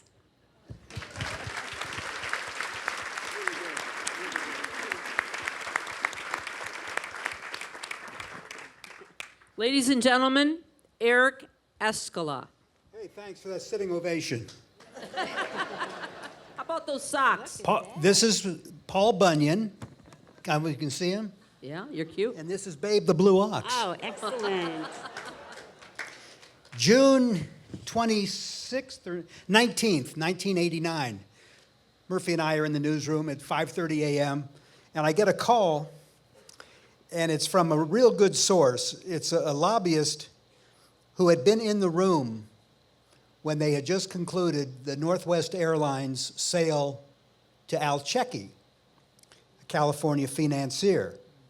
And he said, this deal had just became official at about half an hour ago. I was in the room. I was one of the handshakers. You can go with this. The sale has been complete. How many people did we try to get, Steve? Steve, he asked you a question. How many people did we try to get? I'm thinking of a Dark Star story that you and I are going to tell after this. Okay. The best of all stories. Don't get ahead of yourself. So yeah, I am getting ahead. 20 people? Yeah, we tried everybody. Because one of the cardinal rules of journalism, of course, is you can't do anything with one source. You got to have at least 2, and 3 is better. But the guy, I knew him from the Capitol. He was a lawyer, lobbyist, and the information was so good. And how did we finally decide just to go with it? Because of the quality of the source, or? I think we swallowed and just said, we've got to do this. It's such a big story. And Eric has the best sources, and he's the hardest working guy. I mean this in the business. And he has the highest ethical rules. Personal rules. Telly will tell you that too, and Laura. So when Eric tells you that this is a very reliable source, and also you called him back. Yeah. And you told him what a spot you were in. Yeah. Because this is such a major story here, and this is a WCCO story. We need to do this, and I think he told you. Well, so we went with it.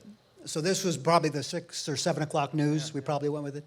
And for the next, I think at mid-afternoon, they finally issued a press release saying the sale had been accomplished earlier that day. But for 10 hours, it was AP Wire, WCCO Radio News is reporting, CBS Hourly Newscast, WCCO Radio in Minneapolis is reporting, Business Wire, WCCO Radio is reporting, AP, Associated Press, WCCO Radio in Minneapolis is reporting, UPI, WCCO in Minneapolis is reporting. So about 2:30, 3 o'clock, we get the official press release. I have never been more panicked and then more relieved in my 50-plus years doing TV and radio news. Yeah. So that is one of the real highlights of my time at CCO. So that's a little bit behind-the-scenes journalism. So the moral of the story is, if you can't do anything better, get at least one source. Can we tell? Thank you. I was thinking somebody else may tell this story tonight, if they have, forgive me, about Dark Star in New Orleans on vacation. Dark Star and who? No, can I tell this? I don't think anybody else has told this one. Is it offensive? Okay. No, but it was told at his memorial. Oh, that was a fun memorial. Dark Star, who was inimitable. He was amazing. And he was a joy to work with. Hijinks all the time. This story was told at his memorial at his beloved Canterbury Park. And jump in, Eric, add to this. So Dark was on vacation. He went to New Orleans, and he's in an antique store when suddenly a customer collapses unresponsive. And the mortified owners of the store said, "Is there a doctor in the house?" Up steps Dark Star. "Are you a doctor?" "Dr. Herman Brown." This is a true story. And he yelled for someone to get orange juice. And he correctly guessed that the man was in diabetic shock. And when, when the man came around, those same owners said, "My God, how can we thank you?" And he says, "I want that $700 chest over there. And I want it shipped to Minneapolis." And at the memorial, the person who told this story to us said, "And the recipient of that chest is here today. Would you please stand up?" And it was sports columnist Pat Royce. Oh. Yeah, Dark's a good friend. Yeah. They swear it's a true story. All right. So there you go. You give him a big round of applause. I can tell one about Sid. Oh, that's good. Love This is on the Sports Huddle, and they're talking about, I think it was a Viking story, and a guy calls up, and from Sid says, "What?" A guy calls up to complain about the Vikings or something, and says, "What? How do you know about it from Chicago? What do you know about Minnesota sports? You're from Chicago. Bears stink. You get off the phone. You're from Chicago." And Dave Mona says, "No, Sid, he's from Chicago," which is the northwestern part of the state. Yeah. Can I do a dark one that just popped into my head? I hope it's not too racy. I hope it is. So it was on the TV show, right? You guys did this TV show, Mike Max. Remember that? You know what I'm talking about. Lindsay, where's Lindsay? Yeah. Anyway, so they were talking about at the time, was the trials for Olympics.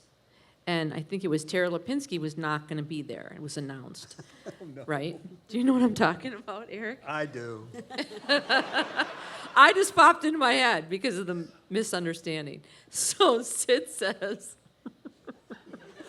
"I don't know why they don't just leave that girl alone. I mean, Lewinsky and what she did with Clinton has nothing to do with it." Is that about right? That's kind of how it went. Oh, I love Sid Hartman. Sid was so sweet.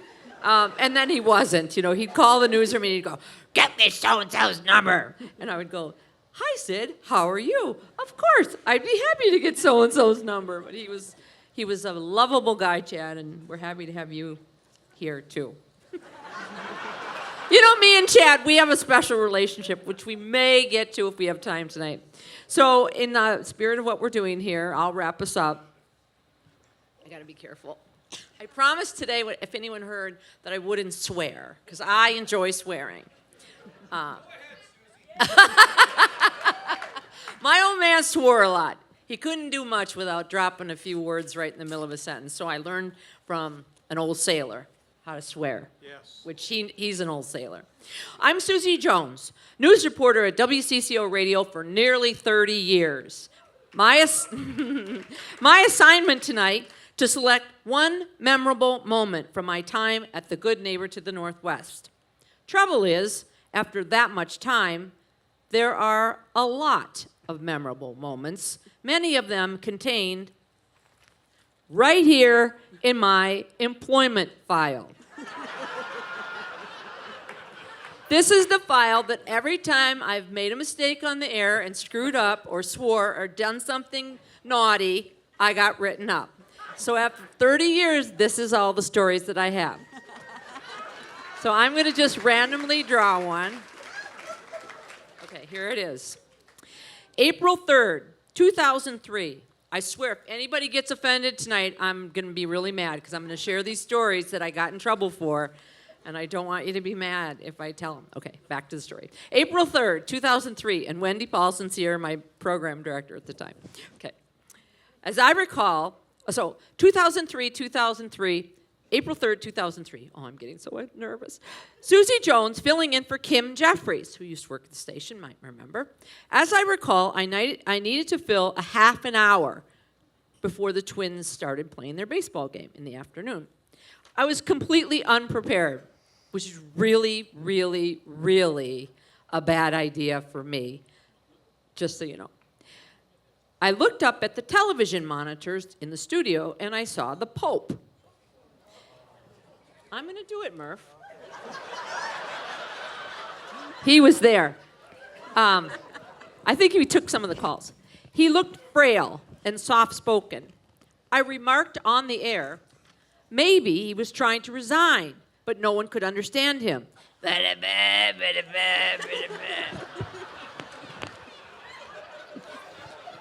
By the way, Susie is Catholic, so it's okay. I am.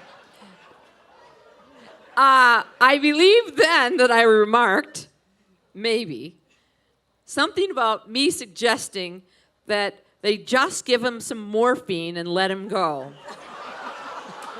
And I'm sure I didn't say it, but I might have. But I know that I believe Wendy called and said, "Did you just talk about euthanizing the Pope on the radio station?" Okay. Do you want me to, I have another, should we do another? Okay. This is also dangerous. June 17th, 2009, Kevin McHale was fired as the coach of the Minnesota Timberwolves, ending McHale's 15-year stint with the team. I was on the air with John Hines, who's also here. Hi, John. Okay, this is just, stick with me. Several players were posting their feelings about this firing on social media, which, remember, 2009, social media was kind of young. And as I recall, I might have said something like, well, everyone is tweeting and twatting about it. I don't even know what they're doing. You didn't. I really did. Hey. But honestly, Wendy, I didn't even know it was a bad word. And Mick Anselmo called me in his office and he said, "Did you really just say that on 50,000 watts of radio?" I said, "I didn't say it. It just, you know." But it suffices to say that one ended up in the legal department, I believe. Okay. Should I do one more? Okay. May 6th, 2006. Eleanor Mondale and I hosted a show together starting in that year. And let me tell you, if you think I got into trouble for saying shit on the air that... Right? So, as I recall, one morning, she was speaking about the male anatomy, something she knew fairly well. And she talked about men's dangly bits. Immediately after the show, another trip to Wendy Paulson's office. You've worn a path by this time. Wendy would say to us with that beautiful smile, Wendy's here, and I love you so much, and Wendy's the reason I'm at CCO. But she would say so sweet to us, she'd say, "Girls, you can't say that on the radio." I don't think that stopped us, but that's my story, and I'm so grateful to be at the Good Neighbor. Well, thank you for having us tonight. And Murph, you know, we were saying that maybe we wanted to just sprinkle a few extras. And I wish he could be here, you guys, but Bruce Hagevic, of course, remember Bruce? He's in wherever, he travels the world. New York, where is he? New York, yeah. New York! He's always in New York or Florida. He's got more money than God. So you tell about behind the scenes. The fake press release. Well, that, but then also the relationship and the intern. Well, yeah, maybe Eric can do that. Okay. And then we'll quit. I think we have a light that's going to go when we have to talk. I think this will take care of it. I mentioned earlier about Eric's ethics, and Governor Pawlenty will tell you, Eric would never even take a cup of coffee, except a coffee from a governor or a politician or anyone, always wanting to avoid even the appearance of a conflict of interest. And so Bruce Hagevic and I, who worked with Eric, the three of us every morning, decided to test him and to exploit that ethics. And it was Christmas Eve morning. And so it was coming up, and we set this up. We thought, let's come up with the most ridiculous news assignment and see if he buys it. And so we had a great time. We wrote up a press release. It was for the Scott County Sewage Treatment Planning Council. It was the most absurd, there is no such thing, of course. And then to make it realistic, we got the news director to use his red pen and to write, sounds like a great story, let's get Escala to this. And it was Christmas Eve morning. Mm. So Eric strolls in and he said, well, I guess it's going to be a quiet day. And I said, look at this. He looks at this and he says, you got to be blanking me. You can say it. And Susie would have said the word, but I won't. Yeah. You got to be blanking me. And I said, well, look at what the boss wrote in the red pen. And he goes, oh my, Scott County Sewer Treatment Plant. Are you kidding? How do I get there? Hagovic and I had to leave the room to laugh. We didn't want Eric to see us laughing. Yeah. And so we went out into the hallway, looked around, Eric was gone. He was on his way to a fictitious assignment. We had even put down the wrong map. We'd made up, remember that? You were taking advantage of a young, innocent kid from Duluth. So we chased him down the stairs in that old building, those steps down there. Yeah. We chased him in.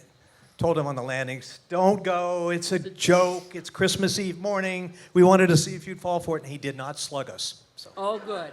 I still bear the scars from that morning. But do you want to tell about your relationship with Bruce Hagovic, which continues to be a solid friendship today, but you two in the newsroom would go at it, picking at each other, and maybe Murphy can tell it better than I can. Well, no, you can tell it too. Anyway, they were awful to each other.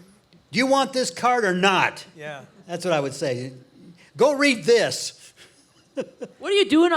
Didn't they say one of them didn't work very much? Who cracked on the other one for not working hard? Well, they always did that. Well, but I was at the Capitol. The fun part of this was that, not to belabor this, but the fun part was that Hagovic would needle Eric and Eric would needle Hagovic. And if there was an intern sitting in there, they were just traumatized by it. It was like PTSD. They're thinking, is this real? If I go into the news business, am I going to be putting up with this kind of... And the whole thing was a gag. Yeah. And then Eric would go out again, getting back to Eric's hard work. You're going to have a big head tonight, but he would come in and anchor the news. And then at 8 o'clock, he'd head out and catch a bus to St. Paul and do another 8 hours covering the state capitol and not accepting a coffee. Well, hardly. The check cleared every 2 weeks, I want to assure you. So, no problem. But just quickly to say that with his great ethical standards and everything, I was walking, twice I did this, walking from the Capitol to down St. Paul where Ventura was doing a tele-news conference at the World Trade Center. Mm-hmm. And this big navigator, the Gator, shows up. I'm walking down Cedar, and it stops, the window gets rolled down. Ventura's got a big cigar. Escala, we'll give you a ride down to the speech. So I rode with him twice from the Capitol down to the World Trade Center. Oh. But you said no in the beginning, once again, getting back to the whole thing about not accepting anything from anybody. And you told me, he said, get in the car. Yeah. Well, I didn't want him to put the inverted body vice on me. Well, that's it for us. We're the newsroom. We love you, and thank you for coming. Thanks, everybody. Thank you. Thank you.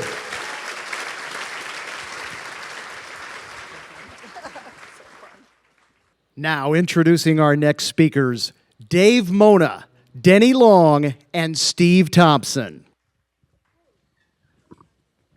Well, welcome to the halfway point.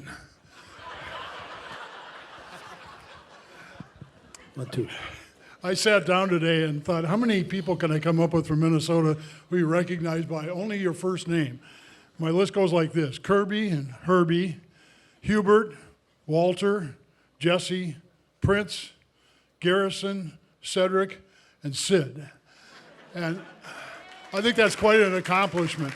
We'll tell a couple of Sid stories, and then we'll make our way across the room here and share a couple of moments with you. But my experience with Sid goes back to when I was 7 years old. My father was a basketball coach at Minneapolis South High School, and reporters always called our house. And I had a 7-year-old kid wants to answer the phone, and all the reporters kind of knew me, and they were nice. They said, "Hi, Dad. Hi, Dave. Is your dad there?" And this one reporter said, "Hey, kid, put your old man on." That was my introduction to Sid. And then years later, I went to work for the Minneapolis Tribune, became a colleague of Sid's, and during the Billy Martin era, I actually was a beat reporter for the Minnesota Twins. So more time went by, and I started my own business in 1981.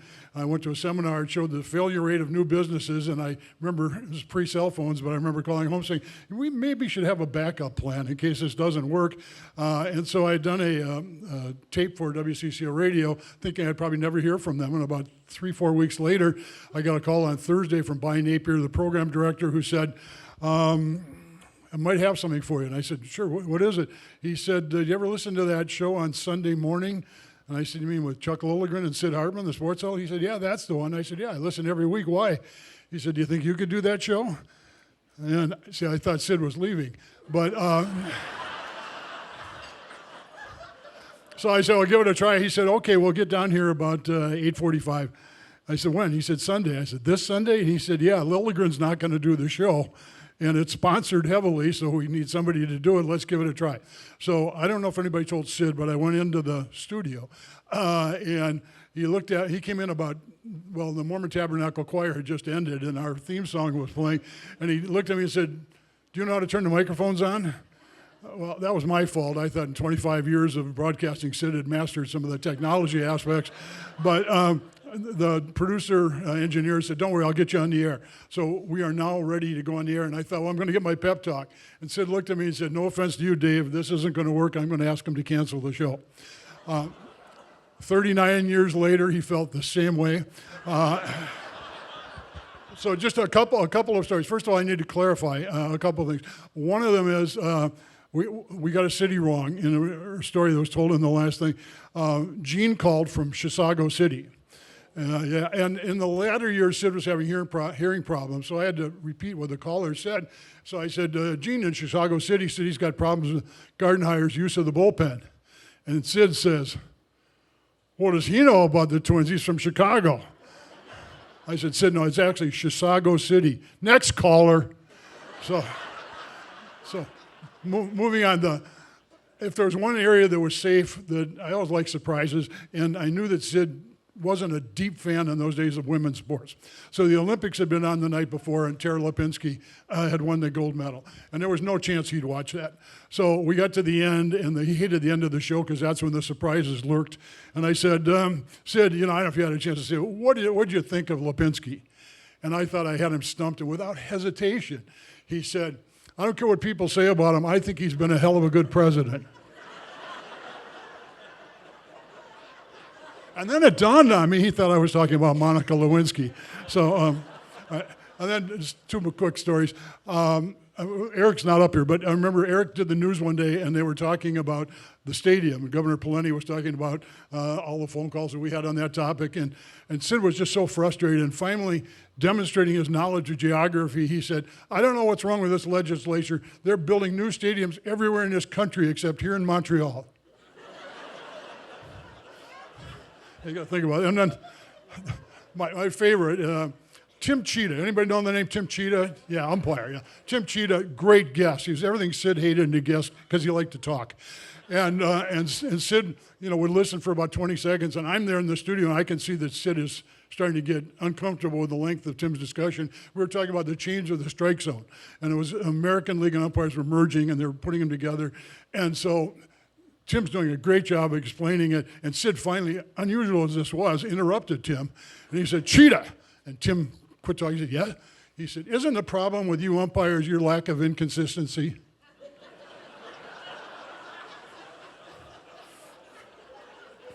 So I wrote that down, and I had a friend who wrote for Sports Illustrated, and I emailed it to him on Monday thinking I'd never hear from him. He called back about 2 minutes later. He said, we've got a story in Sports Illustrated come out on Friday on the strike zones, and it's good enough, but it's really boring. We don't have anything fun to put with it. We're going to use the Sid Hartman quote, and we're going to blow it out in big type with it. So So I came in on Sunday, I had my Sports Illustrated, and I said, hey, Sid, you made Sports Illustrated this week. I did. I said, yeah, and remember the Tim Cheetah interview? Yeah, what about it? So well, listen to this. Isn't the problem with you umpires your lack of inconsistency? He looked at me and said, yeah. So, in all those years of doing the sports huddle, the last show we did, what could be more ironic than this? Sid's 100th birthday. COVID is threatening, and we're on from 9 to noon. It was the easiest show we've ever put together. Everybody I called said, when can I be on? Lou Holtz, Fran Tarkenton, Rod Carew, it didn't matter who. Everybody said, what can I do? Tell me the time. And he really liked Jim Nantz of CBS, and Jim Nantz was doing a noon CBS game. But I had his phone number, and I called him, and I said, Jim, this is the longest shot, but we're Sid's 100th birthday. Any chance you could come on? He sent his producer, can I get 5 minutes before we do that segment? And he said, yeah. He said, I can be on for 5 minutes if you call me in about 5 minutes. That's the way it was, and it turned out that was the last show that we did in the studio. COVID hit, and the studio shut down at noon that day. And then just the last thing, also had a chance to work with another legend named Ray Christensen. You saw Ray's name up here. Ray Christensen was an absolute treat to work with. Did 13 years of doing color on Gopher football games, 10 with Dave Lee, who's here obviously, and 3 with Ray Christensen. And Ray was he was a consummate professional and veteran, also had a wicked sense of humor, and he loved music. And one of the first games I worked with him, he always liked to cut down to the field to listen to the band. And the band was playing the William Tell Overture. And he stuck with it for about a minute and a half and realized he'd gone overtime and he had to get to the Hal Greenwood Midwest Federal commercial. Without hesitation, he said, and so now we take you from the Lone Ranger to the Lone Arranger. And there was nobody better. A real legend, another legend I had the chance to work with Sunday mornings, Denny Long. Denny? Thank you, Dave. Thank you. I can't tell you, most of us, if not all of us, were wondering, what's tonight going to be like? This has been like a family, a high school and college reunion, not only with my colleagues, but with folks like you, the listeners. And when we say thanks for listening, we mean it. We really do mean it. And thanks for being here tonight. People have said to me, not the management, when are you going to retire? Fortunately, not the management, not yet. You only hear me on Saturday mornings doing gardening, things like that, and it's thank you. I have, when we changed formats, dropping music about 1989, I had the chance with the boss at the time saying, Denny, what do you want to do? You want to talk politics, or do you want to do the help shows? He always called them help shows. That you've been starting. And I said, no, please, let me do these shows. I don't want to talk political. Let's have some fun. It's the weekend. And that was over 30 years ago. And we developed those. And I don't know where Vanita is, but she was kind enough to call me on my 53rd anniversary with CCO this past August 16th. But, well, I'll tell you why I don't talk about that in a minute. I'm very, very grateful of having 53 years here with the station, but I don't talk about it a lot, and I'll tell you why in just a moment. But a lot of people said, who was here when you walked through those doors August 16th of 1971? Where were you in 1971? You don't have to tell me, but I was just wondering. So I wrote down some names, and many you've seen here, maybe heard. Of course, Sid Hartman. I met Sid. I had my baptism by fire about a week after I started or so with Sid. Maynard Speece, Chuck Lilligren, of course, Roger Erickson, Charlie Boone, Ray Christensen, as Dave just said, Jurgen Nash, what a guy he was. I hope I'm not leaving somebody out. Howard Viken, he'd see me walking down the hall, some little inside information. He'd say, Lenny Dong. I don't know why I told you that, but it just dawned on me. And another friend of mine, Joe McFarlane. Who remembers Joe McFarlane? Great guy. Dick Chapman, of course.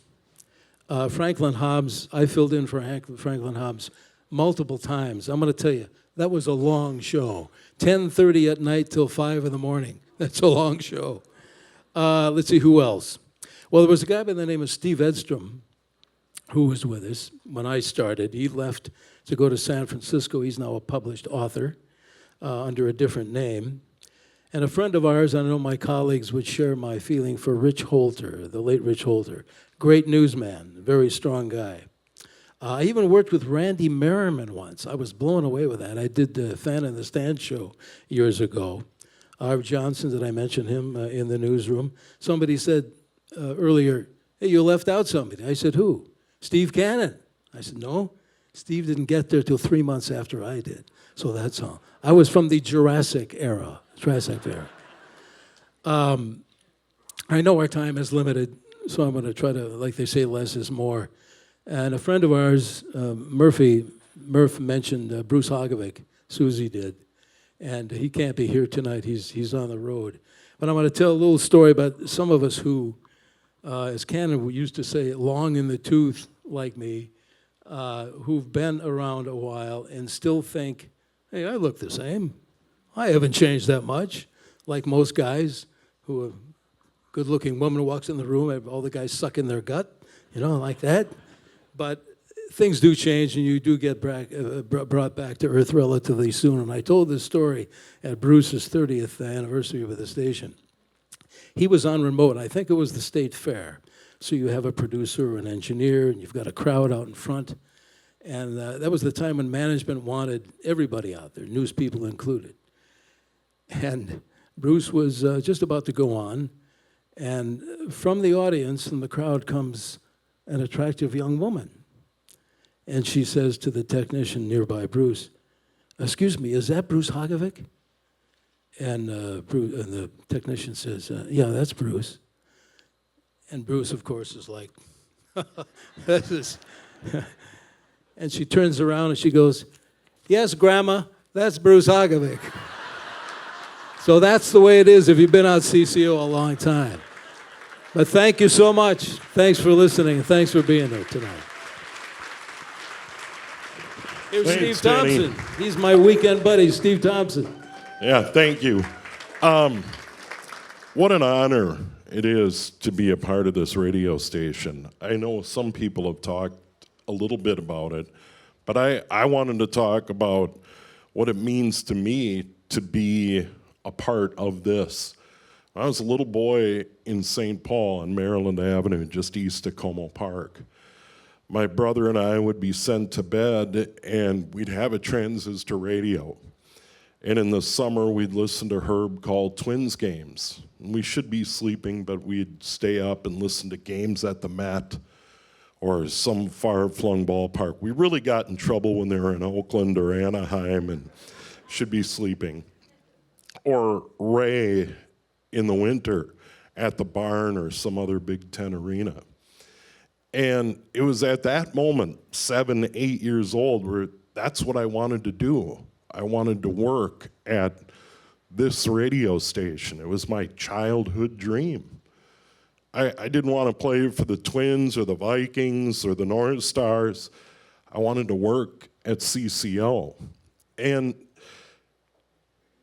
town to town, up and down the dial, met my wife, Michelle, along the way in Sioux Falls. She's here tonight. Please give her a round of applause for putting up with me over the years. And I sent in my tape. And Chuck Dickman, who happens to be here tonight, I heard rumor there he is, Chuck, he gave me an opportunity. So here I am, 33 years old, October of '97. Steve Cannon had signed off that day. And that night I was on at midnight. And I made that walk down the hall to Studio 6. And I said, here we go. I'm realizing my dream. And 27 years later, to have worked not one but 2 Twins games with Herb Carneal, to have sat in Ray's seat at the barn, to have worked with Dave Lee, to have met Charlie Boone and Roger Erickson or Denny Long or Dave Mona or Sid Hartman.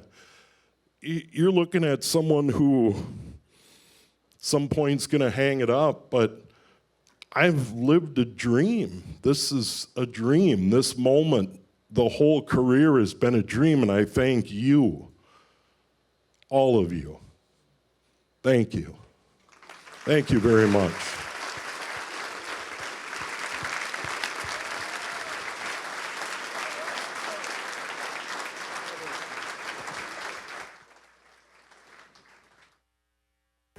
All right, greetings from Iceland. We're on the shore of the lagoon. Glacier Lagoon. Glacial Lagoon, and we wanted to send a big happy birthday back home to WCCO Radio, 100 years old.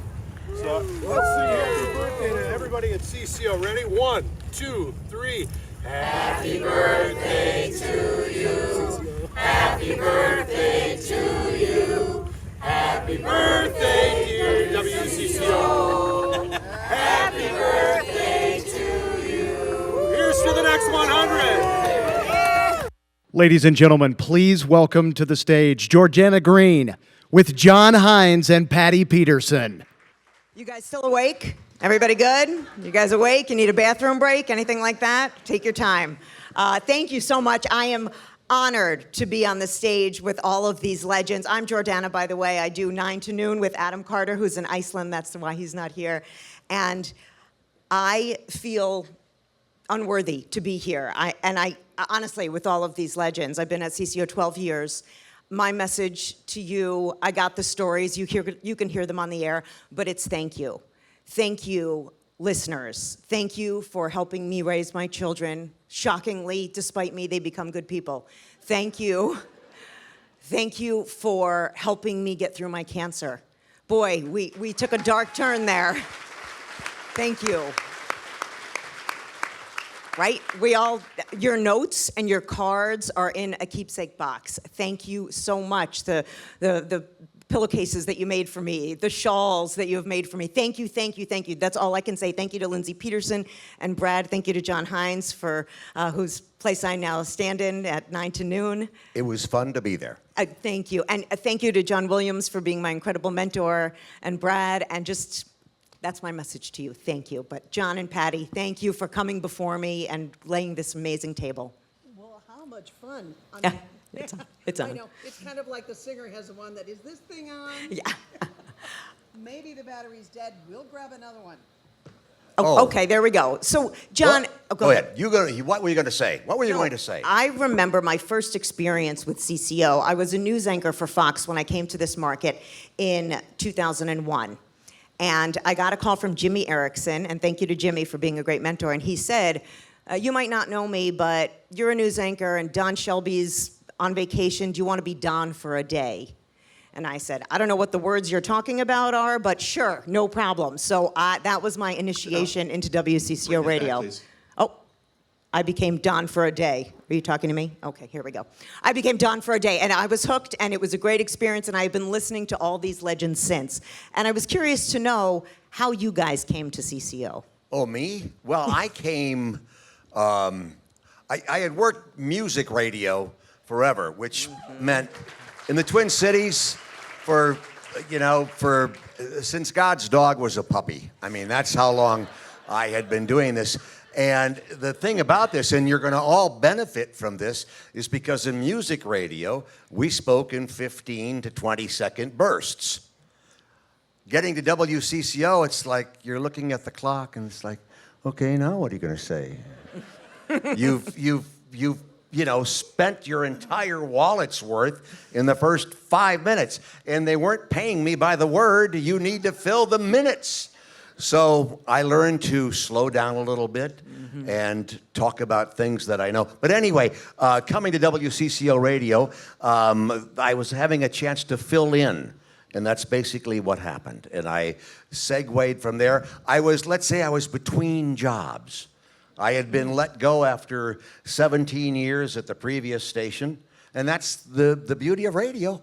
What's next? So, and that's how I came to WCCO Radio. Happy to be there. Wendy, just walking down this aisle to come backstage here, Wendy Paulson, who was a part of it in the very beginning, running into other folks I know, Sue and Amy and Molly and so many others, just all along here. Just fun to be a part of it.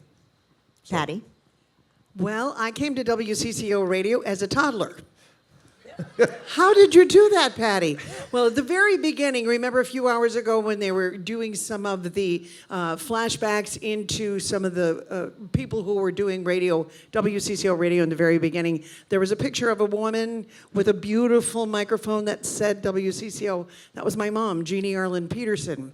So she and my dad, Willie Peterson, were there in the 1950s. But even long before that, she started singing for them when she was 15 in 1936. So when we were born, we came along as a family, and they would take us down. Mom had 2 morning shows, and Dad was one of the musicians in that gorgeous orchestra that they had.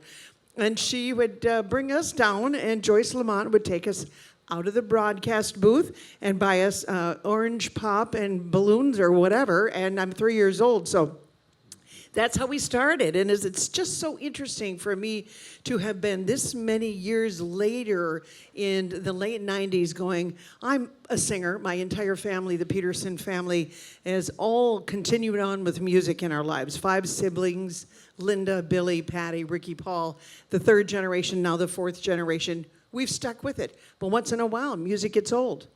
And I just thought, upon this encouragement from my sister, what would it be to be a rotating sub? So I started taking, the chances of making a phone call. And before I knew it, Al Malberg needed an overnight sub. And so 1 to 5 a.m. And that point that you made about, having a few words to say, there's one thing as an entertainer to be able to talk to an audience, but then when you're doing it between songs, that's one thing, but to fill up, 15-minute segments, I think I made honey and tea for about the first 6 months because I had such bad dry mouth. I was so nervous. So anyway, sub for him, let it go, thought, you never know. I would love to do this. Wrote everybody in management, Chuck Dickman and Brian Whittemore, thank you notes, because it was such an amazing experience. This was in the late 90s. And as it turns out, they needed somebody 9 p.m. to 1 a.m. I was there for 4 years. The Good Night Club, and with Al Malberg coming out, we would talk to the Nuts at Night together sometimes. You didn't say it, Al, but I had to say it. And it was so much fun. Lovingly, the Nuts at Night. And one thing led to another, and as it turns out, I had the opportunity of a lifetime, and that is to be with Tim Russell in the mornings from 9 to noon. And we all know what an amazing spot that is, because you talk about what's going on in your community, you talk about what's going on in the world. I got to listen to Tim Russell be, Julia Child's off mic, and then also, kind of imitate President Bush once in a while. That was so much fun. But we'd also go out to the Minnesota State Fair together. It was so fun because, have you milked a cow at the State Fair yet? Not at the State Fair. And no, Brad, don't get any ideas. That's right. Anyway, so I was there for 6 years, and it was just an amazing experience. The one thing I want to say that Mom used to always talk about is that WCCO Radio was her second family. Now, they were there until the early 1960s, and that's because albums came out. And so they were let go. They did go to television, like Al Malberg said, with his father as well. They did the beginning of television in the early 60s. But the truth is, this second family feeling, I entered CCO knowing it was going to be like that, and it was. And today, it still is. When I think about my time there as a kid, as a young adult, as an older adult, and where do I want to go and promote something that I'm doing musically with my beautiful family, I call you guys up and say, can we come back and talk about it on our good neighbor station, the one that makes us feel like family, WCCO Radio. Beautiful. Very good. I'm just sitting here feeling somewhat disappointed. I never got orange pop or balloons. So I'll come back for an orange pop and balloons. But no, that's all. And you're still a legend at the State Fair with your hot dogs. People still come by wanting to buy you a hot dog. Well, the beauty of the State Fair for me, I broadcast from the State Fair for one station or another for 47 years. Oh my gosh, John. Like I say, way back when. But I would start each morning, even doing the 9 to noon show at WCCO, with a foot-long hot dog, or 2 or 3. And the good WCCO listeners who didn't like foot-long hot dogs would bring the coupons by the booth, and I'd get $2 off of a foot-long hot dog. So I was making money there. And I'd have about a yard of hot dogs before I went on the air. So one quick story about going to the fair. I rode my bicycle from Mendota Heights to the State Fair. And I got all the way out there on my bicycle, and I got in, parked it in the bike corral, great deal, got to the station, and I believe, I forget who the engineer that was there at the time said, "Oh, didn't anybody tell you?" It's like, what? Well, they had a lightning hit or something like that, and they're downtown today. It's like, oh yeah, I didn't know. Apparently it was a need-to-know basis, but that's just one funny story. Well, Patty and John, it's been an honor. I heard somebody's phone alarm go off, so I'll take that as our cue, right? We're going to wrap this up. Thank you. We have a few more guests to come out, but just thank you for being here. Thank you for being our family on the air. We feel the connection, and we feel the love, and 100 more years for CCO. Thanks for allowing us to be a part of it. Thank you so much. On the radio this morning, a station many people from the Twin Cities grew up listening to, and the tradition continues. Melissa Young standing by in WCCO's studios. Good morning, Mel. Hi, Melissa. Good morning, John. Good morning, Amy. We're in the studios of WCCO Radio, Boone and Erickson. They're in the middle of an interview with Bud Grant. We're not going to interrupt them right now, but you know, indeed, they are legends in the broadcast industry. In fact, there's all sorts of things that keep listeners tuned in to WCCO. Employment in the manufacturing sector continued its lackluster performance, showing little change. 49 degrees. CCO listeners expect a lot of news and information in the morning, and they get it. Eric Escala, WCCO. Sports time on WCCO Radio with Ray Christensen. The Big Ten Tennis Championships open this morning at 8 o'clock at the 98th Street. But once they're informed, there's nothing like kicking back with a couple of old friends. For 27 years, Boone and Erickson have been on the air together. Here at the Boone Erickson Show this Friday, we're going to have fun. This pair of jokesters pokes fun at everything and anything. That the sodomy law is unconstitutional. We have one of the Supreme Court justices with us now. How do you feel about that? Well, I feel that way. After all, how could we have a law against laying sod? Here it is, Boone Erickson, Worldwide News. Their style makes them the perfect neighbors to the Northwest. Indeed, they just asked me if I'm Joan Rivers. No, but we want to talk. I got to ask you, Miss. That's right. I know. We have to ask you. Now, you guys have been working together an awfully long time. Is it like you're married? Yeah, only we don't go to bed together. Are we on television now? You're on television now. Get over here. Get over here, Roger. Get over here. It is like a marriage. You bet it is. Yeah. Wait a minute, Boone and Erickson, this way. Here we go. Okay. Do you ever get tired of working together? Do you ever want to split up the team? Are you kidding? I don't know what I'd do. I'd be lost if I was alone. Listen, he's carried me for 27 years. He's carried me for 27 years. No, we have a good time. We really do. And as long as it's fun, we'll keep doing it. We promise. Okay. 830 WCCO. Tune in, especially in the mornings, to these clowns. It's quite entertaining. Back to you. Ladies and gentlemen, we saved some of the best for last. This is our final panel of the night. Let's talk morning radio. Vanita Sakar is with Dave Lee, Tim Russell, and Mike Lynch. And we have Roger Strum as well joining us. Isn't this wonderful? We'll have you scoot down. We're gonna make sure there's enough chairs for everyone. By the way, thank you for staying this late. I may as well head to work from here. What do you think? This is wonderful, though. The memories, you want this time, too. I can stand, too. It's all good. Have a seat, guys. Yeah, you do need a mic. Everybody needs a mic. Dave, give me your thoughts on this night, the memories, everything. You're the one who needs to keep going. Yeah, you got to keep this going. I don't care. I don't have to get up at 2:45 this morning, so. Can I just do something real quick? Yes. Can we sing the good morning song? Yeah. Good morning, good morning. It's grand to be on hand. Good morning to you. All right. You know, Vanita, when we were at the State Fair And we talk about CCO and community, and we sang that song when we did Minnesota Hospital at the last state fair. And there were people actually crying in the audience because CCO, you grew up with your parents, they listened to it. Maybe it was hokey to you when you were younger. And then as the years went by, it became kind of a constant in your life. And people are actually tearing up. And I thought maybe it was the way I was singing it, but and it probably had something to do. So. But I mean, that's the sense of community, CCO. So it's really not about any of us. It's about how everybody kept it as part of their family.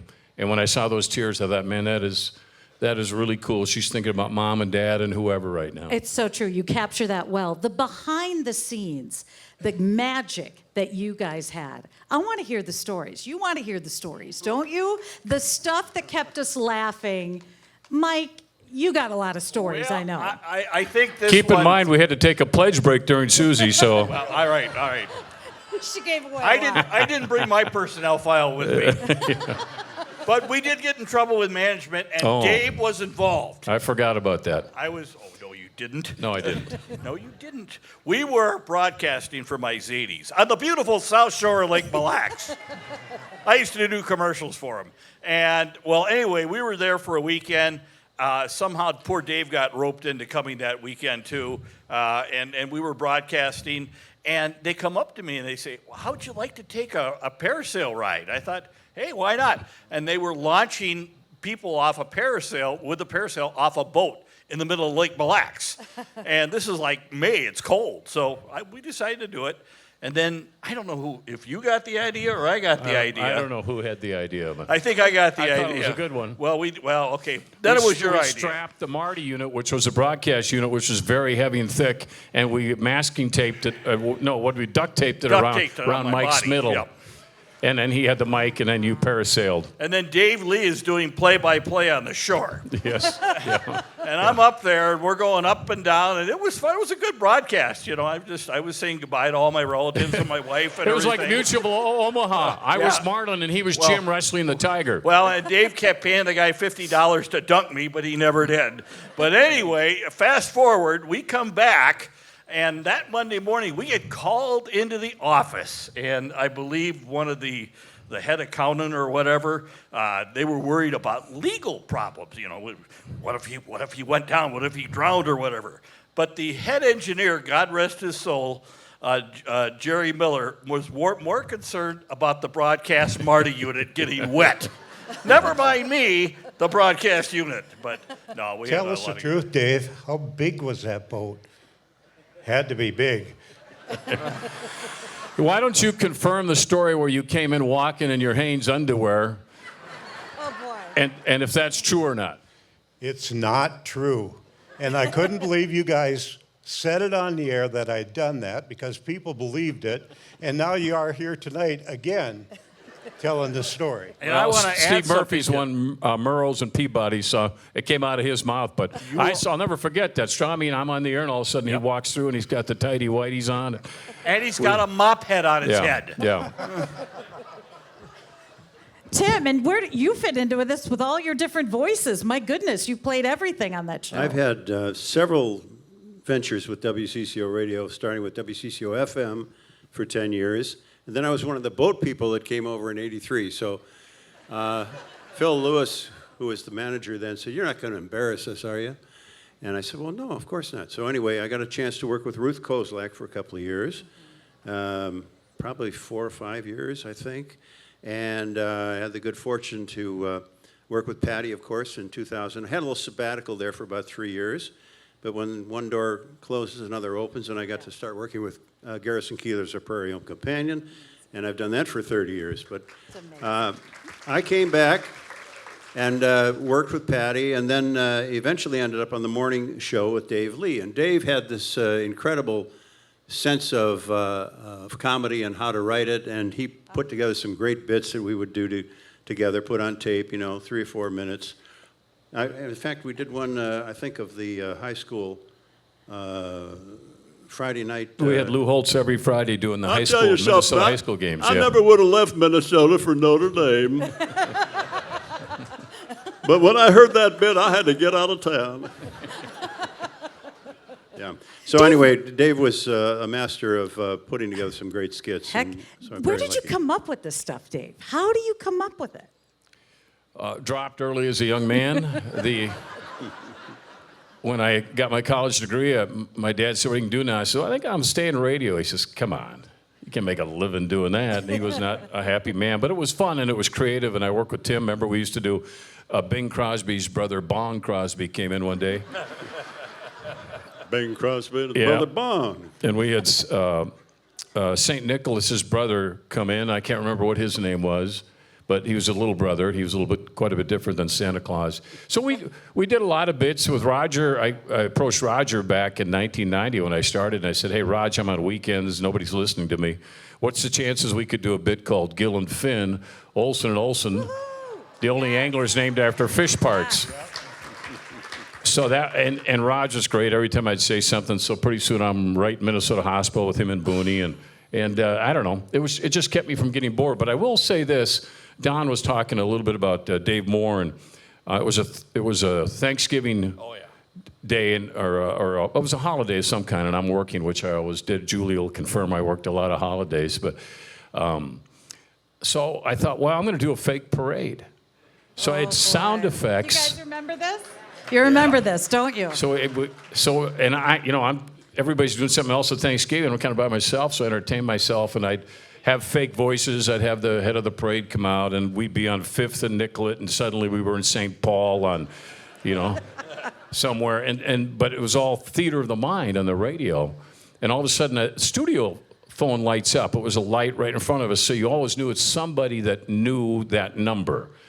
And so I picked it up during a commercial, said, "Yeah." He says, "I'm down here on Nicollet over in front of the TV station. You won't believe the parade. The floats down here are fantastic. The guy's selling concessions. I need to go on the air." And he's got the number. I don't know who it is, but he's got a heck of a nice voice. Anyway, so I thought, well, what the heck? So I put him on, and he does about 10 to 20 minutes of what he's seen at the parade and who he's talked to. And it was Dave Moore. That's great. Roger, you got to share some stories here working with this gang. Okay, I'll tell you one of my most memorable ones was with Dark Star. And he and I were at the state fair, and everyone had left, and he was working later in the afternoon, and I happened to be there doing work, and he brought me in the studio to talk a little bit about things, and they had come up with that new parachute ride where they would slingshot you hundreds of feet into the air. That was new that year. And we're talking back and forth, and he said, "Well, we should try that," and we went back and forth, and he came up with the idea. He said, "Why don't we put a goat in that thing?" And I said, "Okay, that sounds good. How are we going to attach it?" "Well, it's Minnesota. Let's use some duct tape."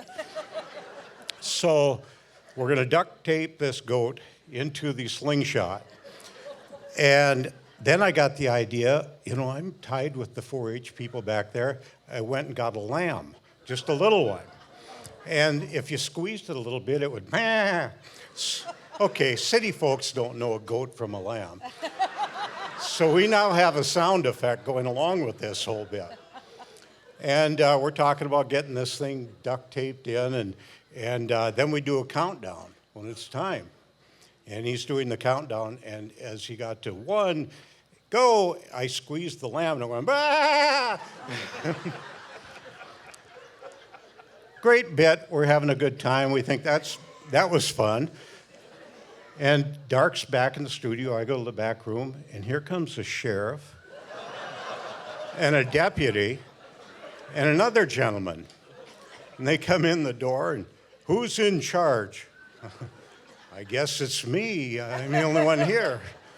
Well, we got a lot of calls at the sheriff's department about you guys launching an animal up into the... and so I had to admit, yeah, we did. And the deputy the sheriff's laughing, but the deputy says, this man's got a business here, and you're making it difficult for him. I turned to the guy and I said, "Look at all the free publicity you just got for your ride." So anyway, we were told not to do something like that again. But bet. I explained, Okay. radio is the theater of the mind. It is. And you did it brilliantly. All of you. They did, didn't you. they? My goodness. The legacy, the legends here on stage. They did it brilliantly. Dave, it must have been such an incredible moment when you had to take over for Boone and Erickson. I mean, that's huge. That is huge. But you carried on and you made it your show, a show that we all loved. Well, thank you. That was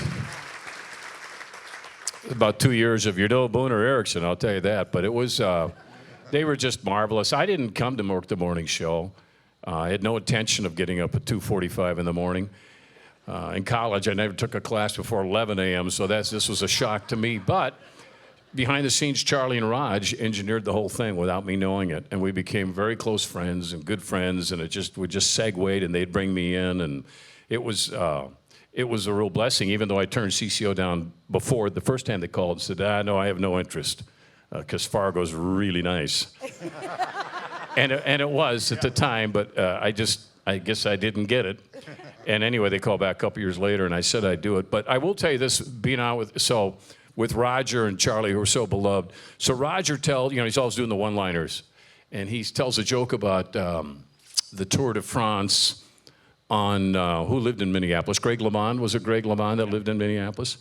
And so he did this joke about Greg LeMond riding a bike, and I can't remember the punchline, but it was funny, pretty funny. And a few days later, I get this really wicked letter in the mail signed by 7 or 8 ladies from Norwood, Young America, and how awful I am, how I need to get out of town for the way I talk about one of Minneapolis's own great athletes. And the joke you told was one of the worst things I've ever heard. And Roger Erickson would never tell a joke like that. And it was Roger's joke.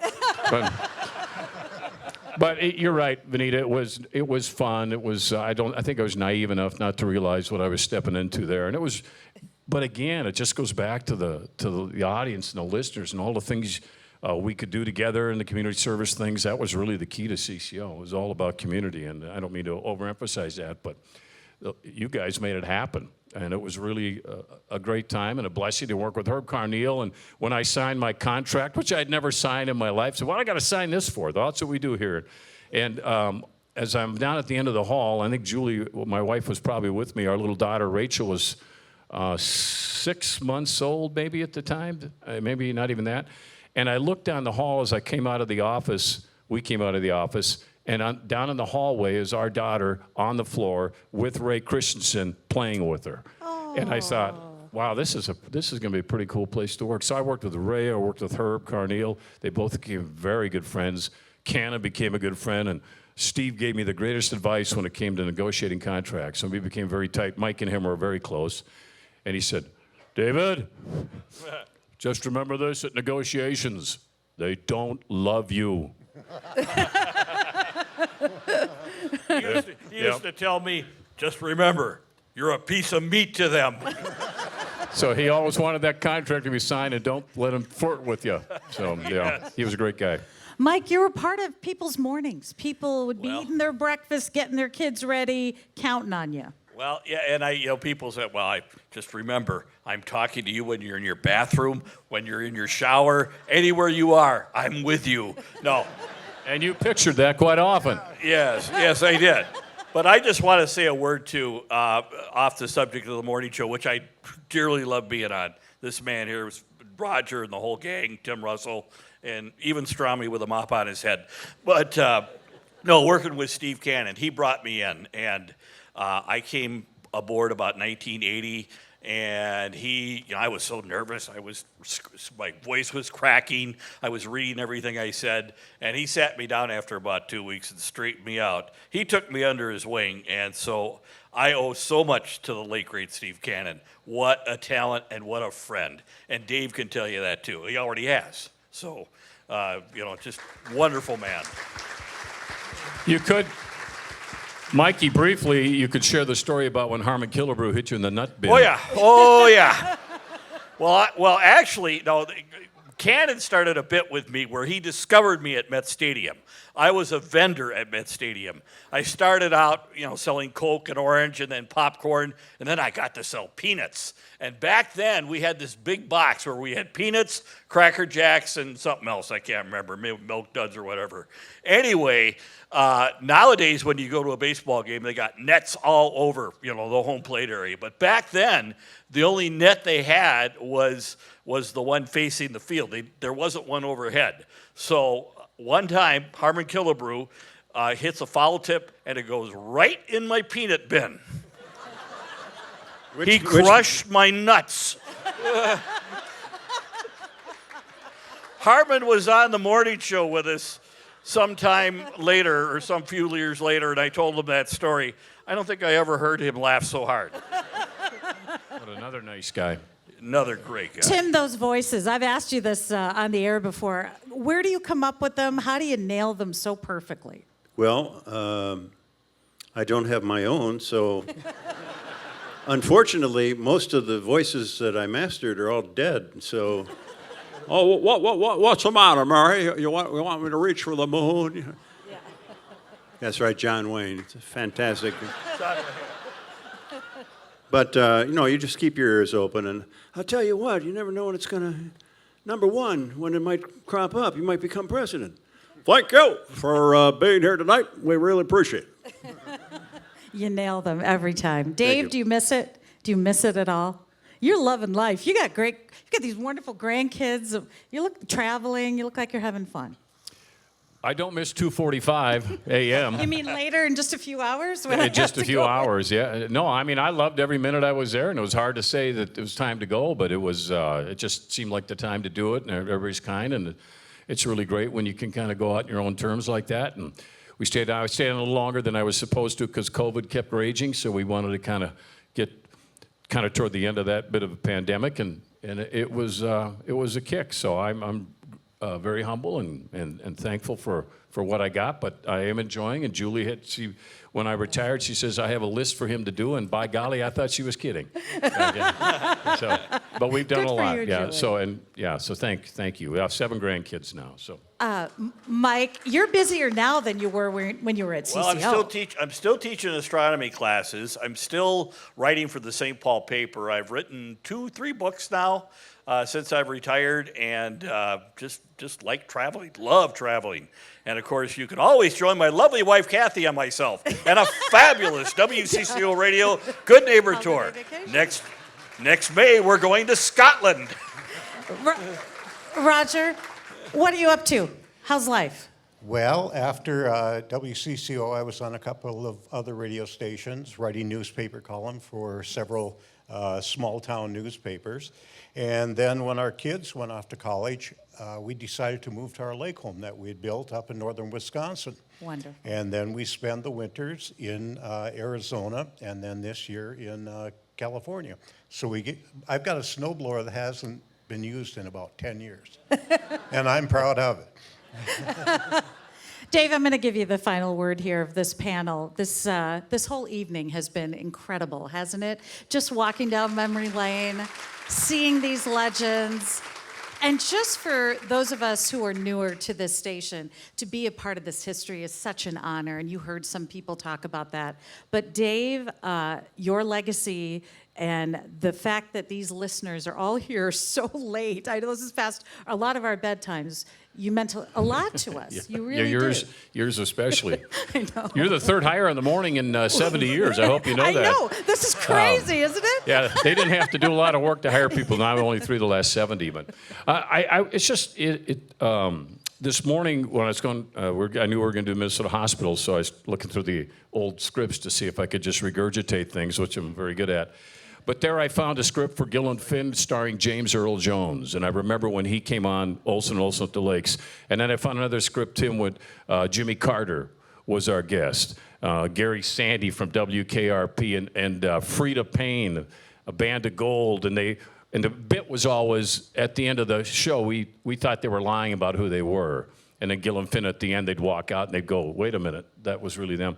So you got to work with all these people. You got to know Alex Haley, back in the Roots days when he was writing his books, and he would come in. He became a friend. David Halberstam, the great author, he would come in. I had his number. It was just, CCO was just so much fun, and it was your fault if you weren't intrigued enough to be better at your job, because it was just, every day was just great vitality and great fun, and I loved being downtown. There was just when you came downtown, there was just an excitement and an electricity down there. So now and it's in good hands, Vanita. You and I have been friends for a long time. We have. You've been incredible. Yeah, and we had many chats before you took the job. I'm so glad they hired you. You're doing a great job. Thank you. And, thank you. And she is. It's very hard to follow.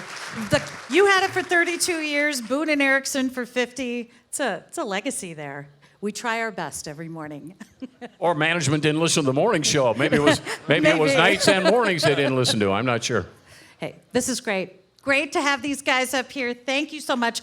Do not leave yet, because I would like everyone who has been on stage to come up. We're going to do a big picture, and we want to wrap things up here with one big final picture. Go ahead, Dave. You were going to say something. I don't think they're all still here, but Did they all leave? Okay, whoever was on stage, please come back up. I want to thank all of you. And while everyone is coming up, I'd like to bring up the guy behind this evening. 3 guys. Brad Lane, our brand manager. This was a wonderful evening he orchestrated, and this was difficult for him to do. I tell you, a lot of work. Brad, come on up. Jeff Gonsalves, who is our market manager, who really was the energy also behind this. And Lindsay Peterson, who put together the albums as well, these great videos that you saw. Guys, come on up as well. I want to just give you the opportunity to come up. We want to get one big picture. If you have your cell phone, feel free to take. If Matt Gundrum is still here, our digital producer, I would love to have him come up and take the picture. Thank you again so much for joining us. And we look forward to many more years of CCO and all you wonderful listeners. Thank you. Sweetheart, well, it's time to go. Good night, sweetheart, well, it's time to go. I hate to leave you, but I really must say, oh, good night, sweetheart, good night. Good night, sweetheart, well, it's time to go. Good night, sweetheart, well, it's time to go. I hate to leave you, I really must say, oh, good night, sweetheart, good night. Well, it's 3 o'clock in the morning, and baby, I just can't get right. Well, I hate to leave you, baby. I don't mean maybe, because I love you so. Good night, sweetheart, well, it's time to go. Good night, sweetheart, well, it's time to go. I hate to leave you, I really must say, oh, good night, sweetheart, good night. Your mother, oh, and your father won't like it if I stay here too long. One kiss in the dark, and I'll be going. You know I hate to go. Good night, sweetheart, well, it's time to go. Good night, sweetheart, well, it's time to go. I hate to leave